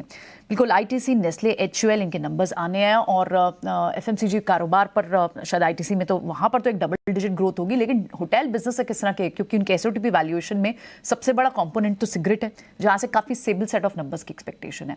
लेकिन चलिए अब बढ़ते हैं आगे. अब बात कर लेते हैं आज के 2 खास स्टॉक्स जो आपके पोर्टफोलियो में होने चाहिए. हमारा खास सेगमेंट मुनाफे का फंडा. गिरीश सौदानी से बात करेंगे आज.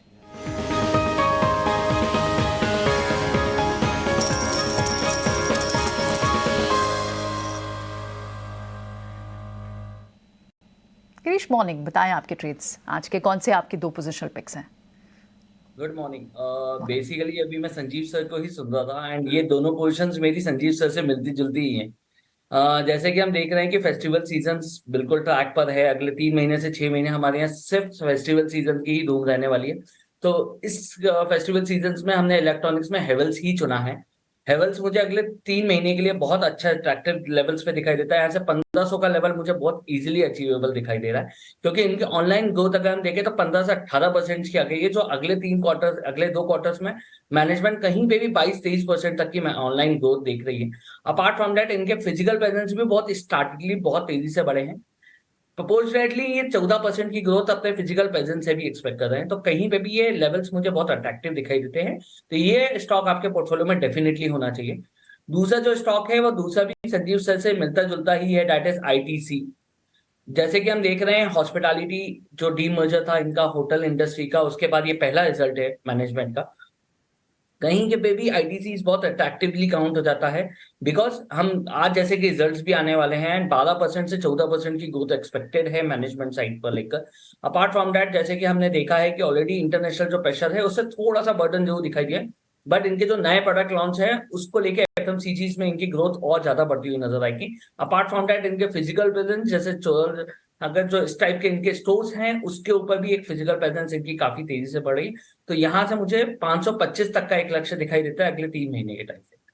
पता है गिरीश, इनफैक्ट जब से होटल डी मर्जर का ट्रिगर आईटीसी ने अनाउंस किया, बाजार शायद उसी ट्रिगर की वेट कर रहा था, 475 480 के पास गया और उसके बाद वो स्लिप हुआ और कितने समय तक कंसोलिडेशन के जोन में रहा। बड़े दिन बाद इस पर एक बड़ा टारगेट देख रहे हैं, 525 का इंतजार रहेगा आज कैसे नंबर्स पोस्ट होते हैं। शुक्रिया ये दोनों ये पिक्स हेवल्स और आईटीसी हमारे व्यूवर्स को समझाने के लिए, उसके पीछे के रैशनल समझाने के लिए बहुत बहुत शुक्रिया। जो मार्केट के अंदर हुआ तो था तो गंभीर, हो सकता है आज भी आपको एक शुरुआती मौका मिल जाए, लेकिन अगर आप बढ़े ऐसे थे उसका रुक गए थे ना, तो हो सकता है गिरते हुए भी आप रुक जाओ। और आज जो हमारे ज़्यादातर मेहमान हैं वो इसी चीज़ का वेट कर रहे हैं कि एक डाउन हो जाए, यानी कि गैप डाउन मिल जाए और उसके बाद पहले 5-10 मिनट में चेकिंग हो जाएगी, उसके बाद पता लग जाएगा कि हमको आज पुल बैक मिल रहा है कि नहीं मिल रहा है। लेकिन मेरा ऐसा मानना है कि मार्केट अभी भी रेंज में रहेगा। अगर आपको रेंज प्ले करना आता है तो ठीक, नहीं तो फिर छोड़िएगा। थोड़ी देर में इंडिकेटिव टिक्स आना शुरू हो जाएंगे। 1-2 शेयर और पता कर लेते हैं उनमें कैसे ट्रेड बनते हैं। नौकरी, एक बार इस शेयर पे भी चेकिंग करवा लेते हैं। रत्नेश जी पर जरा चेक करेंगे। नौकरी इन्फो एच के नाम से मिलेगा आपको ये। नौकरी का चार्ट अभी बहुत ज्यादा ऐसा यहाँ पे कोई बहुत ज्यादा पॉजिटिविटी नहीं दिख रहा है, हालांकि बस की एवरेज के पास में ट्रेड कर रहा है। पर मुझे ऐसा लगता है अभी बहुत ज्यादा इसका कोई लॉन्ग इनिशिएट या लॉन्ग ट्रेड बहुत बड़ा टारगेट के लिए नहीं बनता है। एक बार कहीं पे 4270 4270 के ऊपर निकलता है तो एक छोटा सा टेक्निकल बाउंस पे 4330 तक के लिए आ सकता है। वहां पे एक बार प्ले करें तो फिर स्टॉप लॉस लगाएंगे 4230 पर।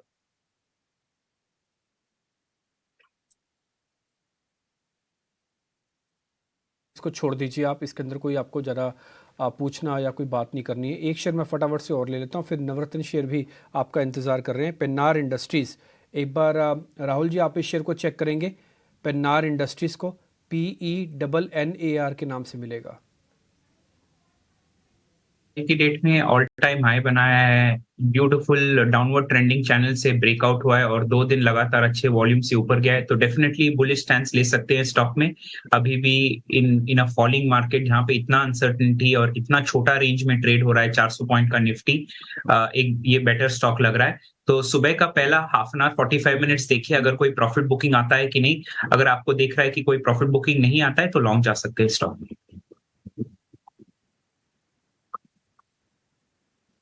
अच्छी क्लोजिंग देके गया था शेयर, वो था IRB का। मैं ये सवाल मयूरेश से लूँगा। मयूरेश, IRB पे आपका ट्रस्ट है क्या? मैं लेवल्स और बिजनेस दोनों के पॉइंट ऑफ व्यू से पूछना चाहता हूँ। लेवल्स इन्वेस्टर्स के लिए हैं और जो बिजनेस है वो भी टिपिकली इन्वेस्टर्स को लॉन्ग टर्म प्रॉफिट्स दे के जाएगा। तो इसलिए जरा दोनों ही फ्रंट पे बताइएगा, लेवल्स और बिजनेस। भी कोई दो राय नहीं है। आई थिंक जो इनकी EPC और हैम बिजनेसेस हैं, they are doing exceedingly well. जो कलेक्शन अपडेट्स आते हैं महीने दर महीना are showing a good trend as well. और जितने भी आई थिंक नए प्रोजेक्ट्स के लिए बिड कर रहे हैं उसमें भी आई थिंक जो एक IRR हम एक्सपेक्ट कर सकते हैं वो काफी बेहतर हो सकते हैं। I think there is no two ways about the business prospect itself. I think longer term view definitely investors रख सकते हैं और ये स्पेस काफी इंटरेस्टिंग है। क्योंकि जैसे ऑर्डर टेंडरिंग स्टार्ट होगी over the next few quarters और जो एक कंप्लीशन का एक टारगेट दिया जाएगा, मुझे लगता है आई थिंक जो बेटर प्लेस्ड प्लेयर्स हैं जिनकी लेवरेज कम है, प्लेयर्स लाइक KNR कंस्ट्रक्शन उदाहरण के तौर पे या PNC इंफ्राटेक उदाहरण के तौर पे, जितनी इनकी इक्विटी की लागत लगने वाली है हैम प्रोजेक्ट्स हो, EPC प्रोजेक्ट्स होंगे 2 से 3 वर्षों में, इनके जो कैश फ्लोज है from existing projects that should suffice very very well and eight the same time जो डेट इक्विटी रेशियोज है वो बहुत नेग्लिजिबल है। तो इसलिए आई थिंक जो बैलेंस शीट ग्रोथ आ सकती है with good orders coming through with better margins, IRRs will be far better, execution should be relatively better जैसे टारगेट्स दिए जाएंगे अगले कुछ क्वार्टर्स और वर्षों के लिए, और ये पूरी की पूरी चीज ऑपरेटिंग लेवरेज पे प्ले आउट होंगी। तो आई थिंक ये पूरी स्पेस बहुत बढ़िया लग रही है, IRB, KNR कंस्ट्रक्शन, PNC। ठीक है डन सर, आपकी हम भावना भी समझ के भाव के हिसाब से आप ये कह रहे हैं कि शेयर ठीक है, तो IRB इंडस्ट्रीज आज के लिए फिर से पास हो गया। कल का सुपर्ब शेयर था, कल परसों आपने नवरत्न शेयर देखे होंगे, सिलसिला हम आज भी जारी रख रहे हैं और आज आशीषा हमारे साथ जुड़ रही हैं आपको ये नवरत्न शेयर बताने के लिए। 8 शेयर पहले आपको खबरों से जुड़े होंगे, फिर 1 शेयर उनके पास ऐसी न्यूज़ होगी जो ऐड ऑन कर देंगे। आशीषा बताएं आज के नवरत्न शेयर। जी हाँ, आज के नवरत्न शेयर्स में सबसे पहले वेलस्पन कॉर्प की बात करेंगे। कंपनी को नए ऑर्डर्स मिले हैं, मिडिल ईस्ट से नए ऑर्डर्स मिले हैं, 61,000 मेट्रिक टन्स के नए ऑर्डर्स मिले हैं और अगस्त 4 से अब तक कंपनी को टोटल 1,61,000 मेट्रिक टन्स के नए ऑर्डर्स मिले हैं। तो एक बड़ा ऑर्डर विन आता हुआ नजर आ रहा है, जिसके चलते वेलस्पन कॉर्प पराग स्ट्रीट की नजर रहेगी। इसके बाद दूसरा स्टॉक माझगांव डॉक, याद रखें डिफेंस स्टॉक पिछले कई दिनों से फोकस में रहे हैं और आज भी ये काउंटर फोकस में रहेगा। इसको भी एक नया ऑर्डर मिला है ministry of defence for Indian coast guard, इनसे करीब 310 करोड़ रुपीस का ऑर्डर विन आता हुआ नजर आ रहा है। इसी ऑर्डर विन के चलते इस स्टॉक पर भी स्ट्रीट की नजर रहेगी। अभी तीसरे स्टॉक की ओर नजर डालते हैं और power mesh 6000 crore market cap की कंपनी है। फंड रेजिंग प्लान्स अप्रूव किए हैं इस कंपनी ने, QIP के द्वारा फंड रेजिंग किया जाएगा और 4085 रुपीस पर शेयर पर यह फंड रेजिंग किया जाएगा। बड़ा फंड रेजिंग आता हुआ नजर आ रहा है, इस स्टॉक पर भी आज एक्शन देखने को मिल सकता है। इसके अलावा स्टील कंपनीज की बात करते हैं। वर्ल्ड स्टील एसोसिएशन ने फुल ईयर कैलेंडर ईयर 2023 के लिए अपना आउटलुक, अपना गाइडेंस कट कर दिया है। पहले जो 2.3% का ग्रोथ गाइडेंस दिया था स्टील डिमांड के लिए, वो अब घटाकर 1.8% कर दिया है। लेकिन स्टील कंपनीज पर उनका आउटलुक पॉजिटिव है। उनका मानना है कि डोमेस्टिक स्टील डिमांड बढ़ सकती है और इंडियन स्टील कंपनीज के लिए ये एक पॉजिटिव हो सकता है। इसके अलावा इंडसइंड बैंक की बात करते हैं। इसके नतीजे भी आए थे कल मार्केट आवर्स के बाद। नतीजे तो अच्छे थे, लेकिन MSCI इंक्लूजन की बातें हो रही है। FII होल्डिंग की बात करें तो अब बढ़कर 62.6% पर चला गया है। एनालिस्ट का मानना है कि MSCI नवंबर 2023 रिव्यू में ये स्टॉक इंक्लूड किया जा सकता है और उसी के चलते करीब 250 से 300 मिलियन US का इनफ्लो एक्सपेक्टेड है। तो नतीजों और MSCI इंक्लूजन के दम पर इंडसइंड बैंक पर भी स्ट्रीट की नजर रहेगी। इसके अलावा विप्रो की बात करते हैं। IT सेक्टर के अर्निंग्स आ रहे हैं। विप्रो ने अपनी गाइडेंस घटाई है, नतीजे भी कमजोर थे और गाइडेंस भी घटाई है। 2% का रेवेन्यू ग्रोथ डिक्लाइन देखने को मिला सिक्वेंशियल बेसिस पर और थर्ड क्वार्टर की कंपनी ने गाइडेंस दी है -1.5 से -3.5% का ग्रोथ देखने को मिलेगा। तो गाइडेंस भी कट है, मैनेजमेंट कमेंट्री भी कमजोर है और नतीजे भी कमजोर है, जिसके चलते विप्रो पर भी स्ट्रीट की नजर रहेगी। इसके अलावा LTI माइंट्री, ये भी एक IT कंपनी है। सभी IT कंपनीज के नतीजे कमजोर रहे हैं, लेकिन LTI माइंट्री एक स्टैंड आउट निकल कर आया है। नतीजे काफ़ी अच्छे हैं, मैनेजमेंट कमेंट्री भी काफ़ी अच्छी आती हुई नज़र आ रही है। उन्होंने कहा कि second half of the year काफ़ी अच्छा हो सकता है, डील विंस काफ़ी अच्छे हैं और एट्रिशन भी कमज़ोर हो सकता है अगले कुछ क्वार्टर्स में। सभी पैरामीटर्स पर नतीजे अच्छे हैं, कमेंट्री भी अच्छी है, आउटलुक भी अच्छा है, जिसके चलते LTI माइंट्री पर भी स्ट्रीट की नजर रहेगी। इसके अलावा बिग बोल्ड ब्रोकरेज, 8वां जो हमारा स्टॉक है आज के लिए, बिग बोल्ड ब्रोकरेज, उसकी बात करते हैं। पेटीएम पर जेफरीज की रिपोर्ट आई है। इनिशिएटिंग कवरेज रिपोर्ट है, खरीदारी की राय रखी है और टारगेट प्राइस 1300 रुपीस प्रति शेयर का दिया है। याद रखें स्टॉक अभी 950 और लेवल्स पर है। 1300 रुपीस का ऊंचा टारगेट दिया है जेफरीज ने पेटीएम पर। उनका मानना है कि अब आउटलुक इंप्रूव होता हुआ नजर आ रहा है। कंपनी का कंट्रीब्यूशन सेगमेंट बढ़ेगा, मार्जिन्स बढ़ेंगे, वैल्यूएशंस काफ़ी अट्रैक्टिव है और ग्रोथ आउटलुक भी काफ़ी स्ट्रॉन्ग है। तो 1300 रुपीस का टारगेट जेफरी से बड़ा अपग्रेड, बड़ा टारगेट प्राइस आता हुआ नजर आ रहा है, जिसके चलते पेटीएम पर भी स्ट्रीट की नज़र रहेगी। सबसे लास्ट में 9 स्टॉक हम खबर की बात करेंगे। आज की बड़ी खबर आईटी इंडिया पेस्टिसाइड्स पर है। इंस्टीट्यूशनल बाइंग देखने को मिला है इस काउंटर में। कंपनी एक डेट फ्री कंपनी है, लेकिन कंपनी के अग्रेसिव कैपेक्स प्लान्स है। कंपनी ने लैंड खरीदी है यूपी में, जिस पर कंपनी प्लांट डेवलप करने वाला है। कई इंस्टीट्यूशनल बाइंग देखने को मिल रही है, वॉल्यूम्स भी अच्छे दिख रहे हैं पिछले 5 दिनों में। तो बड़ी खबर, इस पर भी स्ट्रीट की नजर रहेगी। शुक्रिया आशीषा। तो ये नवरत्न शेयर और 9 शेयर जहां पर आज बाजार खुलने के बाद एक्शन जरूर दिखेगा और इसमें तमाम ब्रोकरेज रिपोर्ट शामिल होती हैं। रिजल्ट का एक्शन आपको मिल जाएगा, खबरों का एक्शन मिल जाएगा, स्ट्रीट्स में, डीलिंग रूम्स में क्या खबरें चल रही हैं उसको भी हम इसमें शामिल करते हैं और ये पूरा कंप्लीट पैकेज होता है बाजार खुलने से पहले आपके लिए। आप इसके आधार पर ट्रेड ले सकते हैं और अच्छी कमाई कर सकते हैं। और लगातार हम देख भी रहे, जब से हमने ये सेगमेंट शुरू किया है, कुछ शेयर ऐसे होते हैं जहां पर बड़े बड़े मूव्स 5%, 10% के भी हमने आते हुए देखे हैं। थोड़ी देर में बाजार के लेवल्स भी सेटल हो जाएंगे। ऑलमोस्ट हम कह सकते हैं कि सेटल हो गए हैं। 125 अंकों की गिरावट निफ्टी में, प्री ओपन में 19,550 के आसपास के स्तर। निफ्टी बैंक में 250 अंकों की गिरावट, 0.5% नीचे है निफ्टी बैंक भी। 2 और एक्सपर्ट को साथ जोड़ते हैं और उनसे समझते हैं कि आज आपके लिए ट्रेडिंग के मौके कहां पर बनेंगे। कुश बोहरा हमारे साथ हैं और प्रशांत हमारे साथ हैं। कुश और प्रशांत, आप दोनों का बहुत शुक्रिया, स्वागत है टी9 स्वदेश पर। कुछ शुरुआत आपसे करना चाहेंगे, बताइए आज के लिए आपकी क्या ट्रेड की रणनीति है? वेरी गुड मॉर्निंग अभिषेक, आप सभी को और सारे दर्शकों को वेरी गुड मॉर्निंग। वेल देखिए, ओवरऑल मार्केट का सेटअप थोड़ा सा यहाँ पे कॉशियस लग रहा है। निफ्टी कंसोलिडेट कर सकता है विद नेगेटिव बायस और Nifty bank 200 day moving average test कर सकता है 43,200 के आसपास। तो थोड़ा सा कॉशन यहाँ पे इंडिसीज में मैं डेफिनेटली सजेस्ट करूंगा। और इसी के चलते आज की जो मेरी रणनीति है ये मिक्स है। एक बाय कॉल है केपीआर मिल्स पे। ये स्टॉक देखिए अच्छा खासा परफॉर्म कर रहा है। यहाँ पे आपने वॉल्यूम के साथ एक अच्छा ब्रेकआउट आते हुए देखा था और कल के सत्र में भी स्टॉक में अच्छी खासी स्ट्रेंथ थी। तो यहाँ पे आप 835, 850 के लेवल्स के लिए बाय कर सकते हैं। 805 ये आपका स्टॉप लॉस रहेगा। जो मेरा दूसरा पिक है that is actually a sell call, वो है बायोकॉन पे। स्टॉक में वीकनेस बरकरार है। जब से स्टॉक ने अपना 20 डे मूविंग एवरेज तोड़ा था, वहां से नीचे स्लिप होते जा रहे हैं और अब 200 डे मूविंग एवरेज के नीचे भी है। वॉल्यूम बैक डाउन साइड है। तो 230, 222 के 2 टारगेट्स के लिए से शॉर्ट कर सकते हैं। 248 ये मेरा स्टॉप लॉस रहेगा। So KPR mills buy and Biocon short, ये मेरी मिक्स स्ट्रेटजी रहेगी आज के लिए।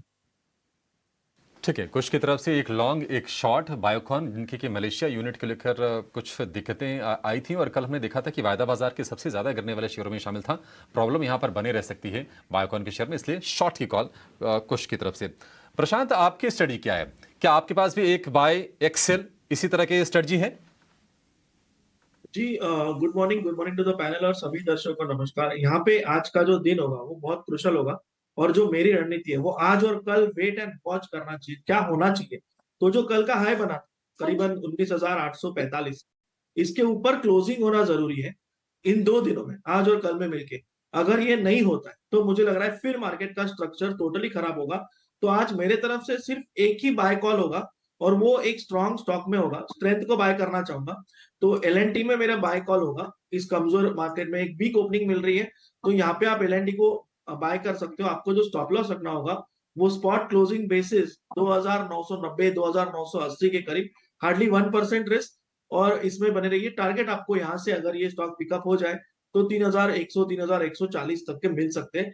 मैं एक ही रखूंगा क्योंकि ये मार्केट रिस्क को रिस्पेक्ट करने का मार्केट है। अगर जो मैंने रणनीति कही वो आज और कल में हो जाए कि कल के हाई के ऊपर हम शुक्रवार तक क्लोज हो जाते हैं, तो मुझे लग रहा है नेक्स्ट वीक एक बहुत अच्छी एक्सपायरी दिख सकती है जहां हम पॉजिटिवली मार्केट में पार्टिसिपेट कर सकते हैं। तो फिलहाल कॉशन होगी और एक ही कॉल एलएनटी में बाय कॉल होगी। कोई बात नहीं, उल्टा अच्छा ही है, एक ही कॉल आपने आज दी है। तो प्रशांत की तरफ से आज एलएनटी की तरफ से एक बाय कॉल है। उनका भी ऐसा मानना है कि बाजार बॉटम बना देगा और शायद अगला हफ्ता और बेहतर रहेगा, क्योंकि अगला हफ्ता डेरिवेटिव एक्सपायरी का है। इस बीच कमोडिटी मार्केट के अंदर आज क्या सौदे बनेंगे, एक बार ये समझ लेते हैं विश्वमोहन से जल्दी से, एक ही मिनट के अंदर। विश्वमोहन जरा जल्दी से बता दीजिए आप। मार्केट में कल अच्छी तेजी दिखी थी, गोल्ड और सिल्वर में 1% के आसपास की तेजी दिखी, लेकिन आज सारे काउंटर्स में मुनाफा वसूली है। 59,860 के आसपास गोल्ड आ चुका है। चांदी में भी करीब करीब 300 रुपए की गिरावट है। कच्चा तेल भी अब ऊपरी स्तरों से हल्का हो रहा है। नेचुरल गैस पर भी दबाव है।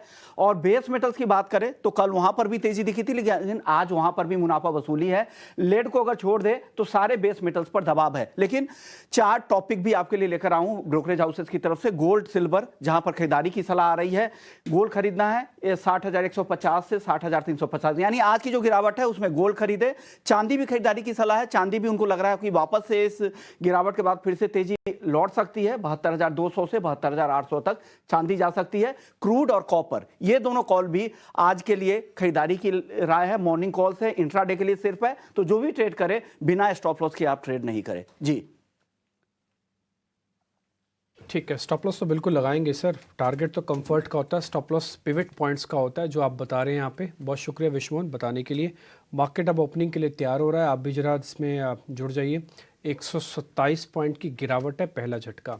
देखिए कल मार्केट ने आपकी आंखों के सामने 700 तोड़ा, आज गैप के साथ 600 तोड़ रहा है। अब एक ही स्टॉप लॉस बाकी है, वो है 500 का। ये रेंज का मैं बता रहा हूँ, जो 19,500 से 800 850 की रेंज बनी हुई थी। तो इसलिए मार्केट को आज जो करना है ना काम, वो अपने इस 500 के लेवल को बचाना है। दिन भर आज मशक्क़त इसी में लगी रहेगी कि किसी तरह से 500 बच जाए और 600 हम दिखा दें। 600 दिखा दें, आपका कॉन्फिडेंस लेवल हाई होना चाहिए। 500 टूट जाए, कॉन्फिडेंस लेवल बिल्कुल लो कर लेना बाय वाले तो, और एक बार रुक जाना, पहले मार्केट को सेटल हो जाने दीजिए। ना जाने इस समय सिस्टम में ऐसा क्या हो रहा है, क्योंकि कल 28% का बैंक निफ्टी का ओपन इंटरेस्ट भी कल ही बना है। तो इसलिए थोड़ा रुक जाना चाहिए। कई बार मार्केट के सामने वो तस्वीर एक दिन में नहीं आती है, बाद में पता लगता है अच्छा ये हो रहा था। आ जाते हैं शेयर्स पे कि कौन कौन से शेयर मजबूत है और कमज़ोर हैं। स्क्रीन पे ज़रा जल्दी जल्दी दिखाते जाएंगे। मैं आपको पहले ज़रा बढ़ने वाले शेयर्स दिखाता हूँ। बजाज ऑटो पोस्ट नंबर 3% ऊपर, इसकी प्रॉफिटेबिलिटी काफ़ी अच्छी आई है, जो कि मार्केट की उम्मीद से कहीं ज़्यादा थी। इंडसन बैंक, इसके भी नंबर थे 2%, ये भी ऊपर। लेकिन ये दोनों शेयर बाजार की ज़्यादा हेल्प नहीं कर पाएंगे, आप देख भी पा रहे होंगे अपनी स्क्रीन पर। और ये बात हमने आपको 10 बड़े पॉइंटर्स में भी बताई थी कि ये दोनों निजी तौर पर अपनी हेल्प करेंगे, लेकिन बाजार की हेल्प नहीं करेंगे। इनमें दम नहीं है उतना अभी। आगे बढ़ते हैं। टाटा कंज्यूमर्स, अपोलो हॉस्पिटल्स, ये कुछ एक शेयर हैं, ये फ्लैट टू पॉजिटिव आपको ओपन होते हुए दिखेंगे। जो कमज़ोर शेयर होंगे उसमें विप्रो, टेक महिंद्रा, M&M। विप्रो के नंबर्स खराब है, आपको पता ही है, और इन्होंने गाइडेंस कट भी किया है और 3-3.5% नीचे खुल रहा है। एक्सिस बैंक भी करीब 1 से 1.5% की गिरावट के साथ खुल रहा है। 8 सेकंड बाद आपको मार्केट मिल जाएगा। एडवांस डिक्लाइन आज थोड़ा ख़राब होगा, कम से कम आज शेयर जो हमको मिल रहे हैं 500 और डिक्लाइन 950 है। थोड़ा तख्ता पलट होगा तभी काम बनेगा, नहीं तो बाजार को आप वेट एंड वॉच कीजिए पहले कुछ एक मिनट के लिए। 19,550 के ऊपर का पहला टिक है, 102 पॉइंट की गिरावट है। 500 बचाना है, 600 दिखाना है, ये आज मार्केट का तेज़ी वालों का नारा हो सकता है। तो इसलिए थोड़ा संभल कर आज ट्रेड कीजिएगा। और दूसरा 43,800 चला गया है पहले एक और झटके के साथ। अब बैंक निफ्टी के पास 43,500 का एक अहम सपोर्ट बचा है, ये गया तो मनोभाव और टूट जाएगा। इसलिए आप 43,500 को क्रिटिकली वॉच कीजिएगा। सौदा पंच करने की जल्दबाजी ना उठाइए, अभी भी एडवांस डिक्लाइन उतना ठीक हुआ नहीं है। एक और पॉइंट जरा आ जाते हैं फटाफट से गेनर्स पे। मैं आपको थोड़ी ही देर के बाद इंडिया विक्स दिखाऊंगा। इंडिया विक्स को देखना अभी थोड़ा गलत होगा, आपको एडवांस डिक्लाइन भी देखना थोड़ा गलत होगा। इसको हम 5 मिनट बाद वापस जाके चेक करेंगे। लेकिन आपको मैं बढ़ने वाले शेयर बताता हूँ। Bajaj auto, IndusInd bank, LTI, Mindtree, इन तीनों के नंबर्स का इम्पैक्ट आप अपनी स्क्रीन पर देख पा रहे हैं। और ये नंबर बाजार की हेल्प भी नहीं कर पा रहे हैं, बाजार को कमज़ोर भी नहीं कर पा रहे हैं। और ये बात मैंने आपको पिछले 3-4 दिन से बता रहा हूँ कि नंबर्स में एक्साइटमेंट भी नहीं है तो डिप्रेशन भी नहीं है। आगे बढ़ते हैं। डिविस लैब कल एक कमज़ोर काउंटर था, आज ऊपर है 0.5%। हीरो मोटोकॉर्प 1/4%, माफ़ कीजिए, फ्लैट टू पॉजिटिव हो गया अब ये कुछ एक शेयर्स हैं। इसमें लीडरशिप थोड़ा एब्सेंट दिख रहा है, ऐसा कोई भी मेरे को शेयर बड़ा नहीं दिख रहा जो दम लगा के आए। मारुति, आज की किरण सर की कॉल है, ये आज नोटिसेबल रहेगी शुरुआती ट्रेड के अंदर। अगर आप इसको देखना चाहें तो स्टॉप लॉस टारगेट आपने नोट कर रखे होंगे। आते हैं विप्रो पे, ये 3% की गिरावट के साथ है। विप्रो के साथ अच्छी चीज़ है कि जो उसने गैप किया ना, उस गैप के बाद उसने एक्सटेंशन नहीं दिया। तो ये एक पॉइंट नोटिसेबल है। हिंडाल्को, टाटा स्टील, बजाज फाइनेंस, इन सब में आज 1% तक की गिरावट है। 4 बड़े शेयर एक बार स्क्रीन पे लेके आइएगा जिनकी वेटेज बहुत इंपॉर्टेंस रखती है। पहला रिलायंस इंडस्ट्रीज, दूसरा HDFC बैंक, तीसरा TCS या इन्फोसिस में से कोई भी एक या दोनों ही, और चौथा L&T। और अगर आप दिखाना चाहें तो क्योंकि HUL के नंबर है इसलिए HUL को भी साथ में रख लीजिएगा। ये 4-5 शेयर आप गौर फरमा लीजिए। इन सब में देख रहे होंगे आप कहीं भी ना ही कोई एग्रेशन, ना ही 100 पॉइंट 136 पॉइंट की गिरावट के बाद 1% से ज़्यादा के कट है। इसलिए इन सभी वेटेज वाले शेयरों की थोड़ा वेट कीजिए और देखते हैं क्या होता है। मार्केट बहुत ही क्रिटिकल जोन पे है अपने सपोर्ट के। 43,500 बैंक निफ्टी और 19,500 निफ्टी उस पर चेक कर रहेंगे। खैर, एडवांस डिक्लाइन में सुधार अभी भी नहीं हो रहा। ये आप निफ्टी का हीट मैप देख पा रहे हैं। कल भी कुछ इसी तरह का हीट मैप था। कल थोड़े रेड कम थे बट आज शुरुआती रेड काफ़ी ज़्यादा है। इसलिए उम्मीद करते हैं कि अगर ये सपोर्ट बच गए तो ये कलर कोडिंग भी चेंज हो जाएगी और थोड़े पॉजिटिव शेयर्स और ऊपर आएंगे। फिलहाल अभी थोड़ा रुक जाना चाहिए। इंडसन और बजाज ऑटो अपनी हेल्प कर रहे हैं बट बाजार की हेल्प नहीं कर रहे हैं। फिलहाल अभी थोड़ा रुक के ट्रेड कीजिएगा। 30 में से करीब 27 शेयरों का अभी भी आपको नुकसान दिख रहा है। क्योंकि थोड़ा आईटी का दबाव तो आपको दिख रहा है लेकिन सभी काउंटर्स पर नहीं। जहां पर H2 आप कोफोर्ज जैसे स्टॉक्स की बात करें, उन्होंने रेवेन्यू गाइडेंस को लेकर कोई बात नहीं की। कोफोर्ज के इनफैक्ट वहां बढ़ोतरी है, परसिस्टेंट में बढ़ोतरी है, लेकिन आप OFSS को देखें वहां पर गिरावट है। नंबर्स का जहां इम्पैक्ट है। एस्ट्रल हालांकि 76% जंप पैट में रहा है Y&Y, लेकिन यहाँ प्रॉफिट बुकिंग आपको दिख रही है, बड़े हैं ये बहुत काउंटर। सिंजीन अनदर 2.5% क्योंकि कल भी ओवरसोल्ड जोन में था, बैड इंपैक्ट था नंबर्स का, और आप कल के बाद आज भी फॉलोअप गिरावट देख रहे हैं। गैस काउंटर्स बड़े थे काफ़ी, वहाँ प्रॉफिट बुकिंग है। एंड नाल्को जैसे काउंटर्स में प्रॉफिट बुकिंग आपको क्लियरली दिख रही है।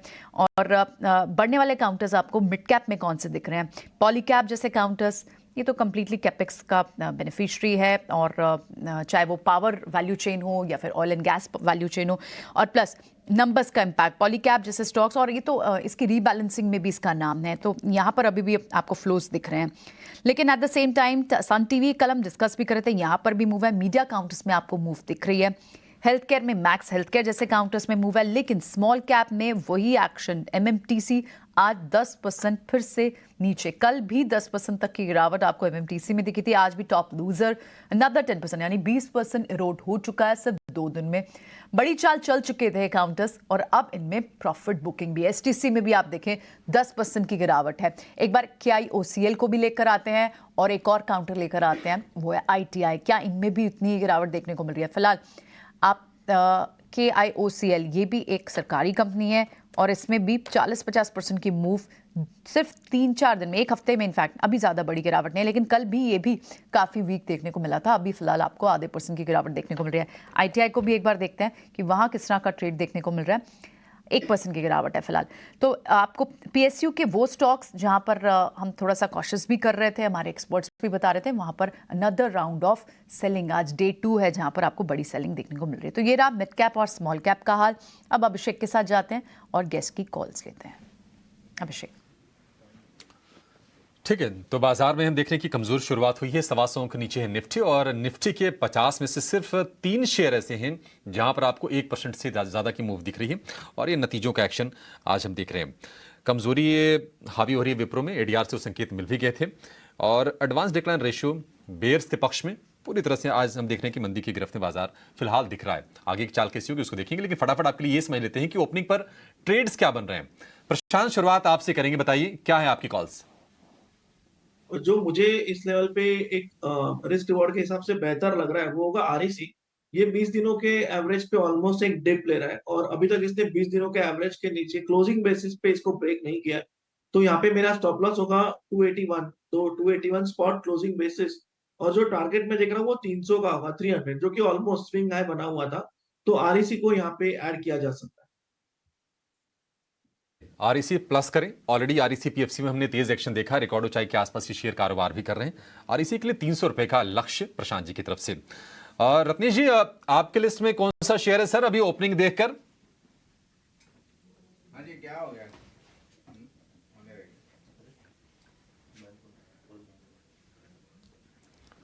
रत्नेश जी अनम्यूट कीजिए सर, फिर आपको सुन पाएंगे हम। माफी चाहूंगा मैं। तो ओपनिंग ट्रेड देने के पहले एक अपडेट देना चाहूंगा मैं कि कल ऑप्शन के चैंपियन 12:40 में मैंने 19,700 का पुट एक रिकमेंड करा था 59 के आसपास में, अभी 150 के आसपास में चल रहा है। तो मैं सजेशन दूंगा कि यहाँ पे प्रॉफिट बुक कर ले, ऑलमोस्ट 3 टाइम हो गया है।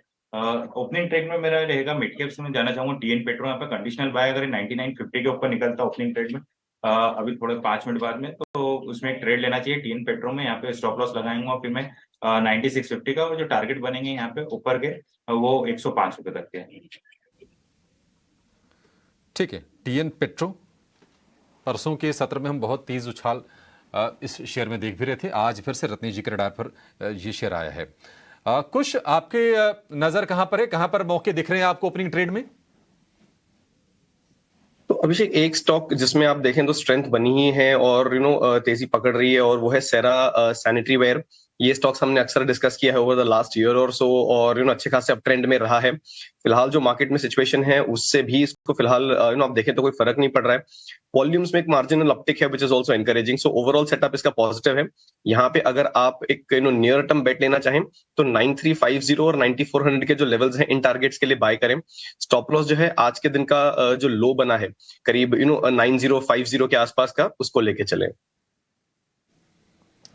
ठीक है, टाइल्स वाले होम इम्प्रूवमेंट वाले सेगमेंट पे हम तेजी देख रहे हैं। सेरा रडार पर है, 9300 रुपए 350 रुपए तक के लक्ष्य सेरा में आपको आते हुए दिख सकते हैं। किरण जी, आखिर में आपसे आप बताइए, आपकी नजर कहां पर है? वीक शुरुआत हुई है, तेजी के सौदे के साथ ही जाएंगे या फिर कुछ शॉर्ट करेंगे? नहीं, ओवरऑल हमारा जो व्यू था उसी के साथ हम तेजी के साथ ही जाएंगे। जिस तरह से मार्केट एक गैप डाउन जो होप था वही उसके आसपास, मतलब जो एक्सपेक्टेड लेवल थे उसके आसपास ही ओपन हुआ है, और कहीं ना कहीं हैवी वेटेड शेयर्स जो है वो ट्राई कर रहे हैं मार्केट को सपोर्ट करने के लिए। तो उसमें से एक स्टॉक जो है वो आईटीसी है। जनरली हमने देखा है कि इस तरह की गैप डाउन ओपनिंग जब होती है तब आईटीसी हो गया, रिलायंस हो गया, एसबीआई हो गया, ये मार्केट को सपोर्ट करने की कोशिश करते हैं। आईटीसी आप देख रहे हैं कि सुबह से 0.5% की तेजी के साथ ट्रेड कर रहा है। कहीं ना कहीं डेली चार्ट आप देखोगे तो अपनी सभी इंपॉर्टेंट मूविंग एवरेजेस के भी ऊपर ट्रेड कर रहा है। सो आईटीसी में हमें लग रहा है कि आज में अगर मार्केट में कोई भी रिवर्सल आता है तो ITC would be the preferred choice. तो 452 के आसपास स्टॉक ट्रेड कर रहा है, हम करंट मार्केट प्राइस से लॉन्ग करके जाएंगे। नीचे में आप 448 का स्टॉप लॉस मेंटेन कीजिए, और जिस तरह के चार्ट पैटर्न है इंट्राडे पॉइंट ऑफ व्यू आप देखोगे तो 460 तक के टारगेट आप देख सकते हो आईटीसी के अंदर। सो आईटीसी आज के लिए हमारा प्रेफर्ड पिक रहेगा।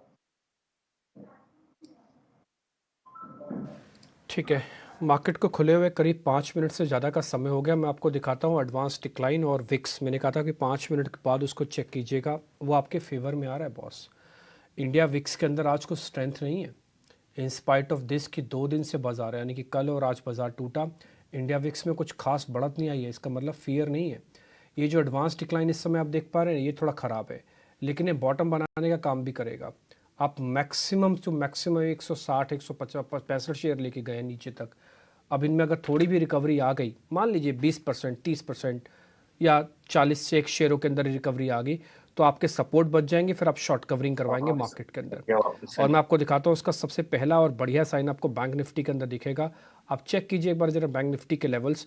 इसने आज 43,635 पे अभी ये चल रहा है, और आज इसका जो इंट्राडे लो है वो 550 का है, यानी करीब 70 पॉइंट की रिकवरी इंट्राडे लो से आई हुई है। तो आपके सपोर्ट पक्के हो रहे हैं, अगले 15-20 मिनट में और हो जाने चाहिए। मयूरेश सर, ये बजाज ग्रुप की दोनों कंपनीज पे आपका टेक क्या है? ये प्री नंबर्स ठीक थी, पोस्ट नंबर्स खराब हो गई, जबकि नंबर खराब नहीं थे। I think it's more a reaction की जो इम्पेंडिंग कंपटीशन है जियो फाइनेंशियल से, इस पे आगे के क्वार्टर में क्या प्रभाव आएगा। So it's more a perception risk कि आगे के नंबर्स कैसे डिटोरेट हो सकते हैं या नहीं। बट मुझे लगता है कि क्वालिटेटिव फ्रेंचाइज है। आज की तारीख में आप देखेंगे जो AUM ग्रोथ इन्होंने हासिल की है quarter on quarter annualise basis के ऊपर भी, एसेट क्वालिटी में जो प्रेशर्स थे कल बजाज फाइनेंस के नंबर्स में वो कम होते जा रहे हैं एवरी पासिंग क्वार्टर। और जैसे इनकी डिजिटल कैपेबिलिटीज में सुधार आएगा with their app coming through, और एक जो बैकवर्ड इंटीग्रेशन होगा, मुझे लगता है I think there is ample leeway for growth going forward. थोड़े definitely cautious at this juncture in terms of specifically the unsecured portfolio. और इसलिए मुझे लगता है I think even the Avansis growth जो इन्होंने base पे achieve की है, ये I think commendable है। मुझे लगता है I think next few quarters शायद 1 से 2 quarter थोड़ी stability रहेगी in terms of how the finances are moving along. और उसके बाद आई थिंक जो एक नॉर्मल ट्रेजेक्टरी है, I think they should come back to that. End of the day qualitative match चाहिए, जिनके पास है आई थिंक बिल्कुल बने मैच। से विदा लेने से पहले सर एक सवाल और मेटल सेक्टर पर करेंगे। परसों जब चीन के जीडीपी के नंबर आए Q3 के, तो हमने देखा था कि शुरुआत अच्छी हुई थी। हालांकि इंट्राडे में ही सारे के सारे जो गेंस थे ना मेटल स्टॉक्स ने गंवा दिए थे। हिंडाल्को, टाटा स्टील, सारे नीचे आ गए और आज हम देख रहे हैं कि शुरुआत कमजोर हुई है। टॉप लूजर्स में ये सारे के सारे शेयर आज फिर से शामिल हैं। तो क्या अभी लंबा इंतजार करना पड़ेगा किसी सॉलिड रिकवरी या फिर एक तरफा मूव के लिए, और क्या तब तक ये ट्रेडिंग वाले ही शेयर बने रहेंगे? मेरे ख्याल से आई थिंक एक सिक्लिकल सेक्टर होता है, तो ये सेक्टर को प्ले करना has to be done with cycles. Obviously जो चाइना की एक मूव है, क्या स्टिमुलस आता है, डिमांड कब वापस आती है स्पेसिफिकली उनके रियल एस्टेट में, which is going through a very horrible patch at this juncture. I think ये कहना थोड़ा मुश्किल है, बट डोमेस्टिक डिमांड काफी स्ट्रांग है। जो डोमेस्टिक ऑफटेक है स्टील कंपनियों के लिए specifically, I think that should show significant science of improvement volume growth के हिसाब से। ये तिमाही में स्पेसिफिकली नंबर्स अच्छे आने चाहिए, क्योंकि जो इनपुट कॉस्ट में हमने एक डिफ्लेशनरी फैक्टर देखा था, कोकिंग कोल प्राइसेस हो, कोल प्राइसेस हो, यहाँ से आई थिंक एक अच्छा एक ऑपरेटिंग लेवरेज इनके बैलेंस शीट्स में मिलेगा। तो डोमेस्टिक ओरिएंटेड या फोकस स्टील कंपनीज, JSW हुई, JSPL हुई, जो I think also value added steel में है, एक्सप्लोर कर रहे हैं in terms of deleveraging of their balance sheet, they should continue doing well. Structurally I think aluminium place like Hindalco can continue doing well. क्या entry point अभी है? मुझे लगता है कि 1 से 2 क्वार्टर में शायद बॉटमिंग आउट प्रोसेस हो जाना चाहिए। Aluminium prices have hit rock bottom LME पे, जैसे हम देख रहे हैं। बट जो इनकी एंड यूजर इंडस्ट्रीज हैं, आप देखिए स्ट्रक्चरल स्टोरी में क्यों कह रहा हूँ, क्योंकि अगले 4 से 5 वर्षों में लिथियम आयन बैटरीज की जो केसिंग होती है ऑलमोस्ट 18 to 20% एल्यूमिनियम है। जो स्टील कोचेज है, वैगन कोचेज हैं, यहाँ पे आई थिंक जो एल्यूमिनियम लगेगा ये अच्छा खासा लगेगा एज अ कॉरोडरी मटीरियल। और जो तीसरी चीज है in terms of both their mines that they are having, bauxite के हो, एल्यूमिनिया के हो, एक हेजिंग होती है in terms of input cost as well. तो 1-2 तिमाहियों में आई थिंक एक बॉटमिंग आउट प्रोसेस होना चाहिए LME प्राइसेस का as far as aluminium is concerned. But एक स्ट्रक्चरल प्ले एल्यूमिनियम स्टॉक्स जरूर रह सकते हैं। Hindalco probably can be leader in that. ठीक है नरेश जी, बहुत शुक्रिया आज आपका समय देने के लिए और तमाम स्टॉक्स पर और बाजार पर अपना व्यू हमसे शेयर करने के लिए। शुरुआत कमजोर हुई है, लेकिन एक स्पेस जिस पर हम अपने एक्सपर्ट्स का ध्यान आकृष्ट करना चाहेंगे वो है डायग्नोस्टिक का। डॉक्टर लाल पैथलैब आज एफएनओ का सबसे ज़्यादा गिरने वाला शेयर है, 0.4% के आसपास की तेजी गिरावट इसमें है।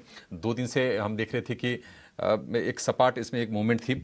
इसके अलावा मेट्रोपोलिस, विजय डायग्नोस्टिक, कृष्णा डायग्नोस्टिक, तो इस पूरे के पूरे स्पेस में आज हम कमजोरी देख रहे हैं। प्रशांत, कहीं मौके हैं आपको दिख रहे हैं इसमें, इन शेयरों में? यहाँ पे अगर मैं मेट्रोपोलिस को देखूं तो जैसे मैंने कहा कि एक इस मार्केट में हमें ढूंढना चाहिए कि रिस्क कहाँ कम है। तो यहाँ पे 20 दिनों के एवरेज के बहुत करीब आ रहा है, तो आपका जो स्टॉप लॉस होगा वो करीबन 1460 1460 होगा। तो वो हिसाब से आप प्लान कर सकते हो, बट क्वांटिटी कम ही रखिए। इसमें स्ट्रेंथ कब आएगी? जब ये 1500 के ऊपर फिर से निकल जाएगा तो आप इसमें एक्सपेक्ट कर सकते हो करीबन 1575 तक जाए। तो ओवरऑल मुझे लग रहा है अभी सिर्फ अपसाइड से ज्यादा डाउन साइड पे ध्यान रख के 1460 के स्टॉप लॉस से आप इसको बाय कर सकते हैं।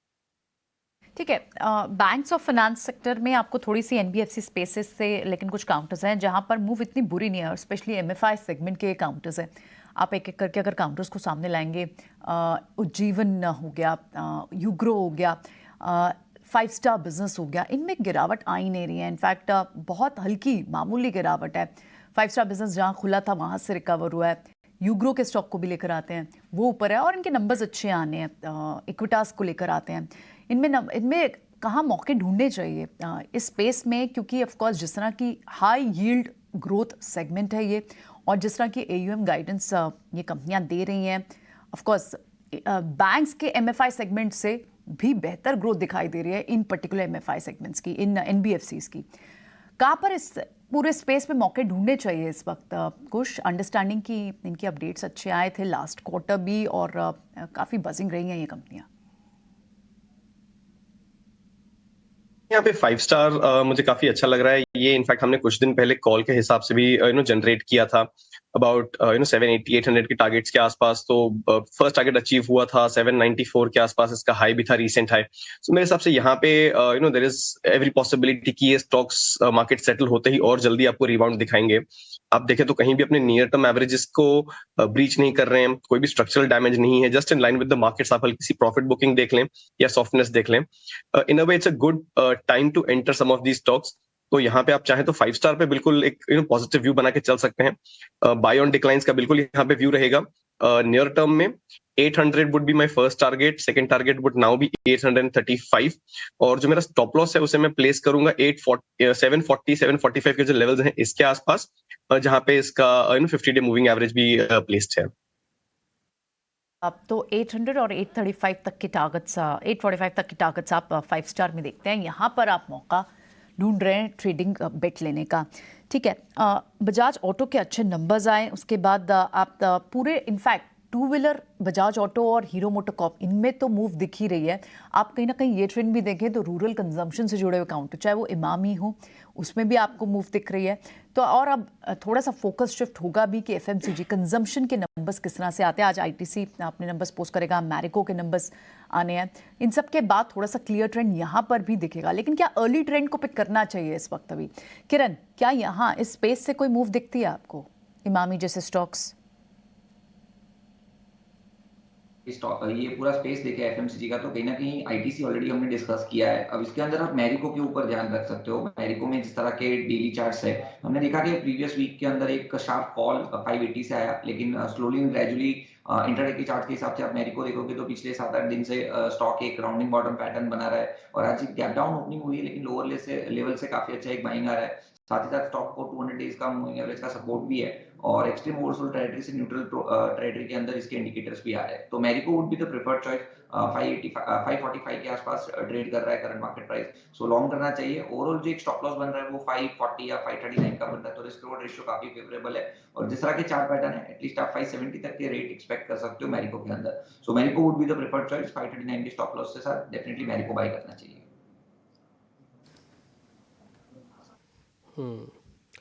इंडाइसिस के तौर पर अभी आपको कोई रिलीफ नहीं है। बाजार को खुले हुए करीब 20 मिनट हो चुका है, लेकिन कांटे की टक्कर जैसे हम कहें ना, टफ फाइट चल रही है बुल्स और बियर के बीच में।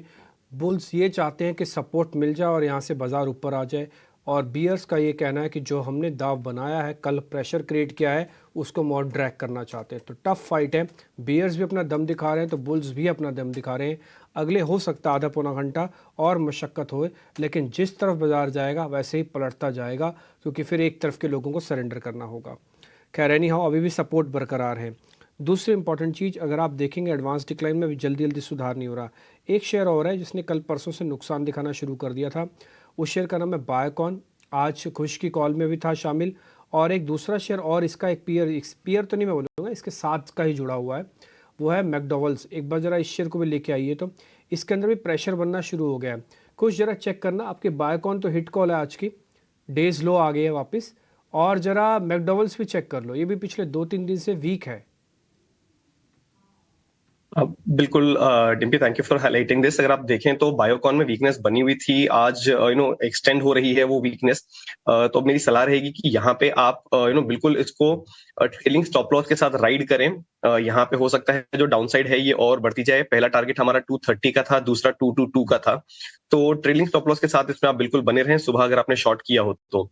मैकडॉवल्स में आप बिल्कुल सही कह रहे हैं, बहुत क्लियर ब्रेकडाउन आया था 2 दिन पहले, लेकिन अब ये हो चुका है कि ये एक सपोर्ट जोन के पास आया है। देखिए इसका जो 20 डे और 50 डे मूविंग एवरेज है, ये 1020 के आसपास कन्वर्ज हो रहा है। तो यहाँ पे हो सकता है कि स्टॉक एक सपोर्ट लेने की कोशिश करे। तो शॉर्ट पर्सपेक्टिव से ये गाड़ी तो मैं कहूंगा फिलहाल छूट गई है।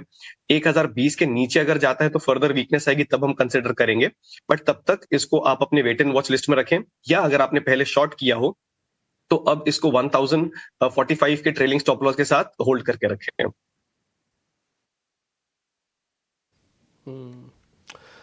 धीरे धीरे बाजार और खिसकता हुआ करीब 150 पॉइंट की गिरावट मार्केट पर दर्ज हो रही है। थोड़ा वेट एंड वॉच कीजिए, पहले थोड़ा ये टसल पूरा हो जाए फिर हम पता करेंगे। इस बीच रोहित श्रीवास्तव भी 10 बजे के बाद हमारे साथ जुड़ जाएंगे।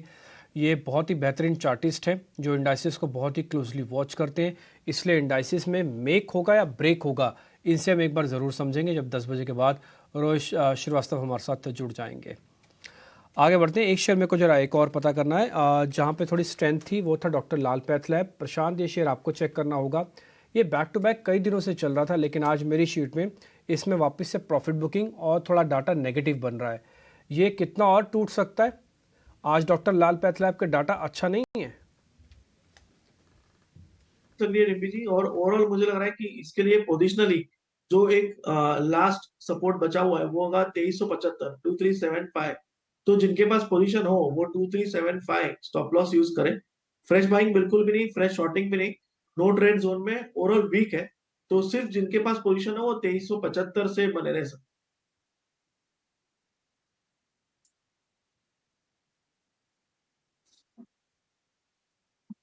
डॉक्टर लाल पैथलैब, ये व्यू कमजोरी वहां पर बढ़ रही है। और अगर हम बाजार की बात करें तो परसों के सत्र में 19,850 के स्तर से ठीक पहले एक ब्रेक लगा था और उससे करीब करीब 300 अंक नीचे आकर 300 अंक नीचे आकर निफ्टी कारोबार कर रहा।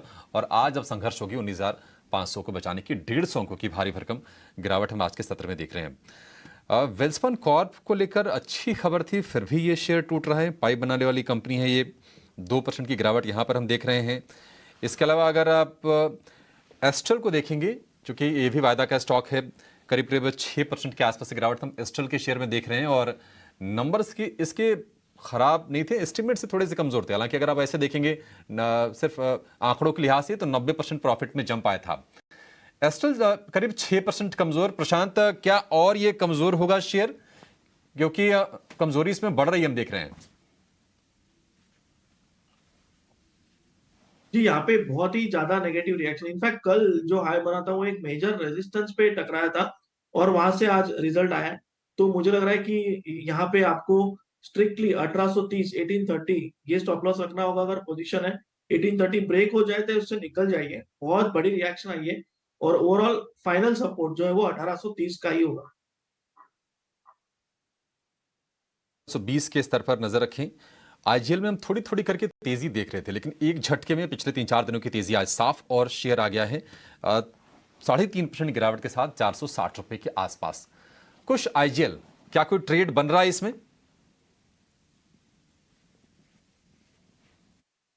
अभिषेक देखिए, ये काउंटर्स टिपिकली ऐसे होते हैं जो न्यूज मोमेंटम के साथ चलते हैं और फिर फिजल आउट हो जाते हैं। अब हम वही चीज यहाँ पे प्ले आउट होते हुए देख रहे हैं।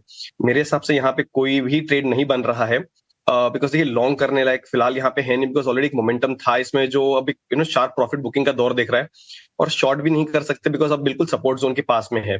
तो आईजीएल मेरे हिसाब से फिलहाल एक अवॉइड कैटेगरी में रहेगा।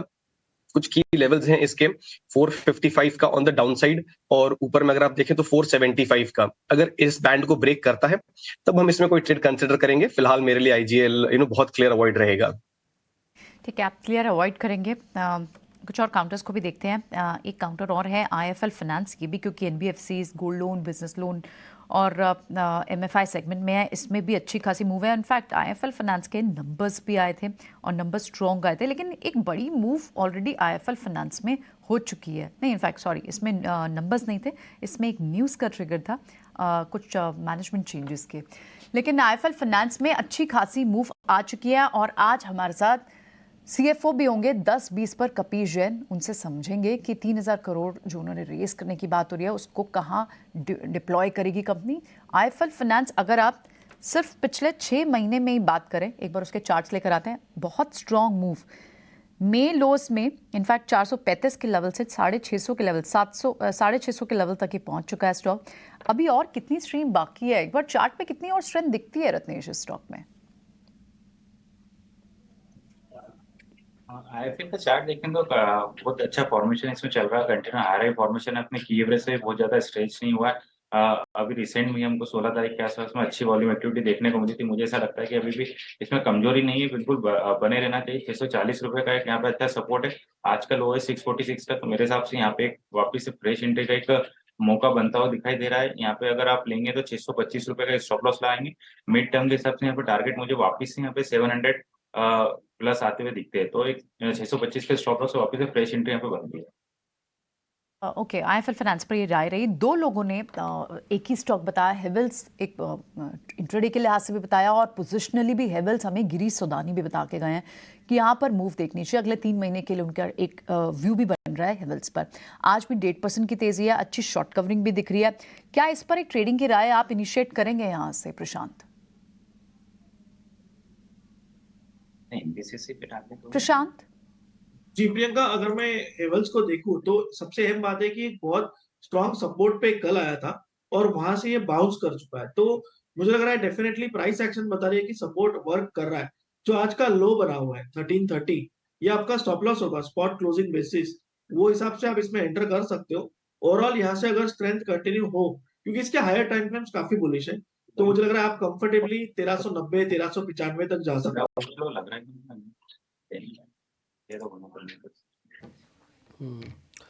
आज स्टॉक्स आपको ना ढूंढ ढूंढ के ट्रेड करने होंगे एक्चुअली में। थोड़ी मेहनत ज़्यादा होगी और या मैं ये बोलूँगा कि थोड़ा वेट भी करना पड़ सकता है अच्छे ट्रेड को पकड़ने के लिए, क्योंकि हो क्या रहा है ना, मार्केट भी एक अभी रेंज में, अभी ऐसा लग रहा था कि एकदम से गए वो लेवल्स, लेकिन फिर से मार्केट अपने 19,500 को बचाने की कोशिश कर रहा है। मेरे को लग रहा है कि बच भी जाएगा। एज सच कोई ख़ास अभी तक बहुत तेज़ी से डाटा ख़राब नहीं हो रहा। एक और बात, बजाज ऑटो जिनके पास भी है ना, अभी थोड़ा होल्ड करें। बजाज ऑटो आज जल्दी जल्दी लग नहीं रहा कि प्रॉफिट बुकिंग कराएगा, क्योंकि शुरुआती जो डाटा बन रहा है वो काफ़ी स्ट्रॉन्ग है और ये मेंटेन रखेगा अपने आप को 3% से, तो कम से कम ऊपर आज रखना ही चाहिए मेंटेन। इसमें एक शेयर और है जो थोड़ा क्रूड से डरा हुआ है बट उसका सीज़न चल रहा है, वो है एशियन पेंट्स। एक बार ज़रा चेक करवा लेते हैं, इसमें कोई ट्रेड बनता नहीं। किरण सर अगर आप हैं तो एक बार ज़रा चेक करके बताएंगे एशियन पेंट्स इसमें क्या ट्रेड करना चाहिए।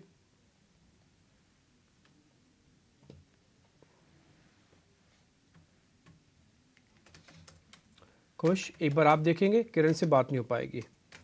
एशियन पेंट्स आप। जी हाँ डिम्पी, देखिए सेलिंग प्रेशर है, काफी टाइम से चले जा रहा है और अब अपने 200 डे मूविंग एवरेज के पास है, तो मैं कहूंगा फिलहाल ये भी एक अवॉइड कैटेगरी में ही जाएगा हमारे लिए, क्योंकि बाइंग के फिलहाल यहाँ पे कोई संकेत है नहीं। एक टेक्निकल रिबाउंड आप एक्सपेक्ट कर सकते हैं बिकॉज थोड़ा ओवरसोल्ड टेरिटरी के करीब जा रहा है और 200 डे मूविंग एवरेज के पास है, बट अदरवाइज अगर यहाँ से 3075 का लेवल है विच इज वेरी क्लोज, अगर ये ब्रेक होता है तो आपको 3000 तक के लेवल्स भी देखने मिल सकते हैं। So Asian Paints from a trading perspective मेरे लिए फिलहाल अवॉइड कैटेगरी में रहेगा जब तक हम किसी तरीके का एक साइन ना देखें रिबाउंड का। स्टॉक के कल नंबर आए थे, नंबर आने के बाद ये शेयर करीब आज 5% नीचे है। मेरे को सिर्फ ये चेक करवाना है कि इसके अंदर सपोर्ट है कि कोई नहीं है। प्रशांत जी, आप काम आपको करना पड़ेगा। शॉपर स्टॉप जरा चेक करना, 5% नीचे है, कोई इमीडिएट सपोर्ट है या फिर और जाएगा नीचे? जी डिम्पी जी, सपोर्ट पे ही आया हुआ है, सपोर्ट है 650 का, तो अगर ये 650 के नीचे क्लोज हो जाए तो बहुत ज्यादा वीकनेस मानी जाएगी। दूसरी बात, जो आज की ओपनिंग है वो बहुत ही नेगेटिव है, क्योंकि कल हम क्लोज हुए थे करीबन 690 पे और आज हम स्ट्रेट ओपन हुए हैं 660, तो ये बहुत नेगेटिव ओपनिंग है। और मुझे लग रहा है ओवरऑल अगर कोई पोजीशन है 650 के नीचे, अगर ये स्टॉक आपको 3 सवा 3 के बाद नजर आए तो एग्जिट कर दीजिए।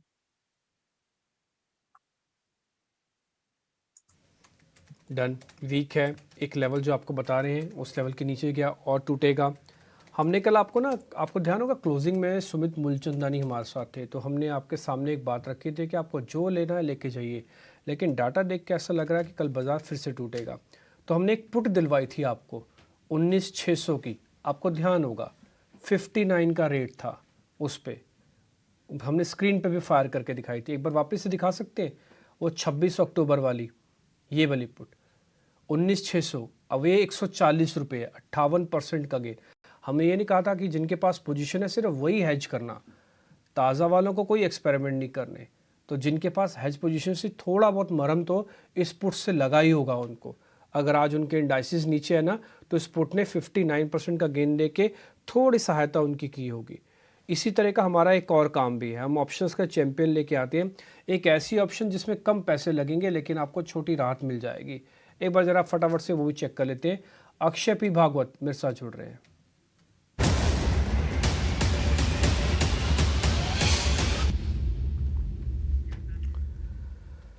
अक्षय जी, इंडाइसिस पे एक्सपेरिमेंट करेंगे या फिर शेयर्स पे? Good morning. इंडेक्स पे व्यू लेंगे आज क्योंकि बैंक निफ्टी अगर आप प्राइस एक्टिविटी देखें तो गए 2 महीने का जो अहम स्तर था, जो लो पॉइंट था लास्ट 2 मंथ्स का 43,800, वो गैप डाउन ओपनिंग में काफी वीकनेस देखने को मिली है। कल काफी स्ट्रांग ओपन इंटरेस्ट का भी डेवलपमेंट था, फ्यूचर्स में 30% के ऊपर शॉर्ट पोजीशंस दिखने को मिले थे। तो हमारा मानना है कि एक नेगेटिव सेटअप बन रहा है अक्टूबर मेन एक्सपायरी के लिए, जहां पे आपको बैंक निफ्टी ने क्लियर ब्रेकडाउन दिया है अब तक, और 4300 से 43,000 से 43,200 तक डाउन साइड जल्दी देखने को मिले। तो रणनीति रहेगी प्लेन वेनिला पुट ऑप्शन आपको बाय करनी है अक्टूबर एक्सपायरी की। 43,500 स्ट्राइक की पुट खरीदनी है, जो करीबन 200-230 के बीच में ट्रेड हो रही है। इसका टारगेट आपको बना के चलना है, फर्स्ट टारगेट 360 रुपए और दूसरा एक्सटेंडेड टारगेट 425 रुपए। ये ट्रेड पे आप 97 रुपीज ऑन प्रीमियम का स्टॉप लॉस बनाइए। लॉट साइज बैंक निफ्टी का है 15, तो एब्सोल्यूट टर्म में जो मैंने टारगेट और स्टॉप लॉस प्रीमियम पे दिया है वो प्रॉफिट और रिस्क देके ये ट्रेड में, तो आपका प्रॉफिट पोटेंशियल है 3,150 रुपए का, और ये स्ट्रैटेजी में रिस्क है 1,690 रुपए का। ओके ठीक है, 1695 आपका एक स्टॉप लॉस, 1700 रफ कर लीजिए, 3,000 का रफ आप प्रॉफिट मान लीजिए, 1700 का लॉस होगा और 3,000 का प्रॉफिट होगा। ध्यान क्या रखना है इस चीज़ में, 2 हिस्सों में। पहला 43,500 गया तो फिर दिक्कत बढ़ेगी, इसलिए उसी स्ट्राइक की पुट दी है जो हमने आपको सुबह भी नोटिस करवाया था। दूसरी बात, आपकी जो रेंज है ना बाय की, आप देख रहे हो 230 से 200 लिखा हुआ है, इसमें 30 रुपये का बाय का भी फ़र्क आ गया। तो आप कोशिश करना, अगर आप 2 लॉट ले रहे तो एक 230 पे सौदा पंच करना, तो दूसरा 200 से पहले नहीं करना, ये दूसरी बात। तीसरी बात, स्टॉप लॉस आपको 97 का फिक्स रखना है।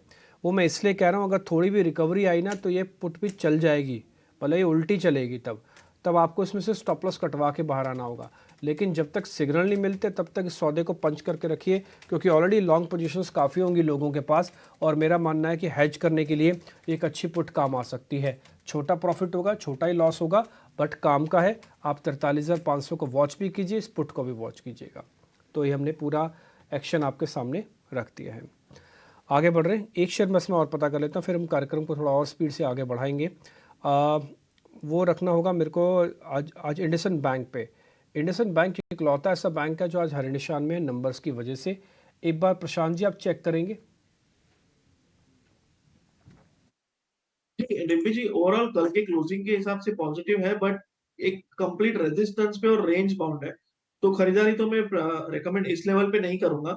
बट जिनके पास पोजीशन है वो स्ट्रिक्टली आज के लो के नीचे स्टॉप लॉस रखें, तो 1420 1420 स्पॉट ये आपका स्टॉप लॉस होना चाहिए जिनके पास लॉन्ग्स है। अगर कोई लॉन्ग प्लान करना चाहे तो कैश में प्लान कर सकते हैं, ये हिसाब से क्वांटिटी प्लान कर सकते हैं 1420 के हिसाब से। ये लेवल अगर सस्टेन हो तो मुझे लग रहा है 1460 1480 तक ये स्टॉक जा सकता है। इंडसइंड बैंक पर ये भी आज हम देख रहे हैं कि बाजार कमजोर है, फिर भी जो कंस्ट्रक्शन वाला स्पेस है ना वहां पर आपको कुछ कुछ अच्छी बाइंग दिखेगी। एनबीसीसी को लेकर आएंगे, क्योंकि एनबीसीसी में बढ़िया तेजी पर शुरुआत हुई है, करीब 6-7% ऊपर ये शेयर कारोबार कर रहा है, और पिछले अगर आप महीने भर में देखेंगे तो ये शेयर 15-20% के आसपास ये चल चुका है, 70 रुपये के आसपास का भाव हो गया है। कुछ एनबीसीसी के चार्ट्स क्या कह रहे हैं, क्या ये मूव जो बनी है शेयर में ये बनी रहेगी, और आज के लिए आप क्या सलाह देंगे? 6% बहुत है या फिर अभी और मिलेगा?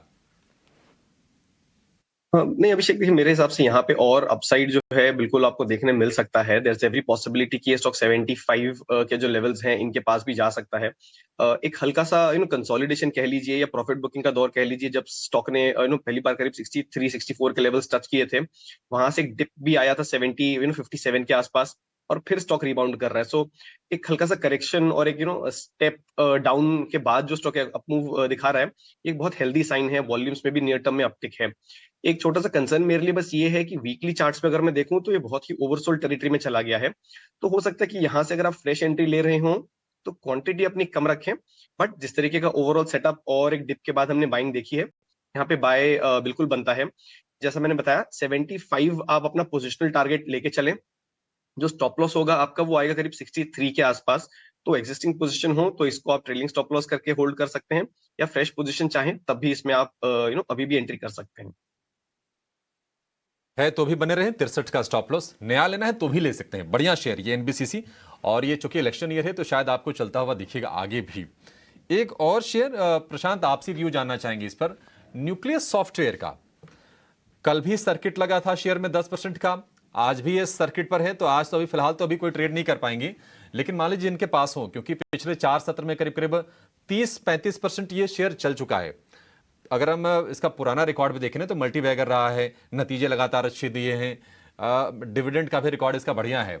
तो क्या करें न्यूक्लियस सॉफ्टवेयर में? किसी के पास हो तो अपना स्टॉप लॉस ट्रेल करके बने रहे, या फिर निकलने की सोचे से? जब ट्रेल करना चाहिए 1390, ये आपका अभी स्टॉप लॉस होना चाहिए और आप बने रहिए। इस तरह के स्टॉक्स जब मिलते हैं तो जल्दबाजी नहीं करनी चाहिए, बट लॉजिकल भी रहना चाहिए, क्योंकि जहां अपर सर्किट लग सकता है वहां लोअर भी लग सकता है। पैटर्न बहुत स्ट्रांग है आज अगर देखें तो, बट काफी ओवर स्ट्रेस्ड है, तो ट्रेल डेफिनेटली करना होगा। और पोजीशन अगर हो तो 30-35% आपको बुक करना एक बेहतर रहेगा।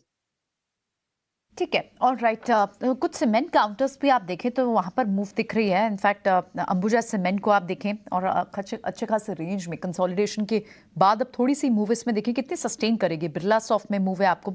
अंबुजा सीमेंट में क्या एक ये मूव सस्टेन करेंगे रत्नेश? आप लेंगे ट्रेड इसमें?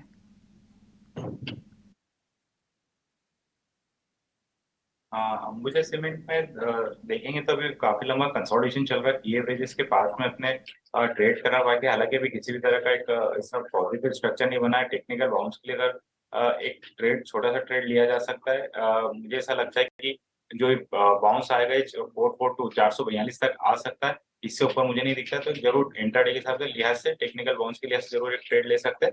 और स्टॉप लॉस यहाँ पे हम लगाएंगे, बहुत पास का स्टॉप लॉस बनेगा, जो कि बनेगा 432 का। सीमेंट के कुछ काउंटर्स और भी ऊपर आए, ये आपने ठीक कहा, क्योंकि एक बड़ी लंबी कंसोलिडेशन के बाद थोड़ी मूव दिखी है। देखना होगा कितनी सस्टेन करते हैं। लेकिन बिरला सॉफ्ट, इंडिया सीमेंट्स, यहाँ पर आपको थोड़ी बहुत मूव दिखनी शुरू हुई है। इसी तरह कुछ और काउंटर्स देखते हैं। एक बार हिंद कॉपर को भी चेक करते हैं, वहाँ पर भी थोड़े से शॉर्ट्स तो कवर होते हुए दिखाई दे रहे हैं। लेकिन क्या तेजी का ट्रेड देना चाहिए इस लेवल पर? हिंद कॉपर कुछ कोई राय होगी?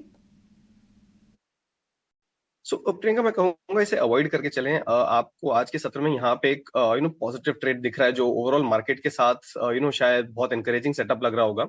बट मैं इसका नियर टर्म ट्रेंड देखूं तो ये बहुत ही क्लियर एक डाउन ट्रेंड में है।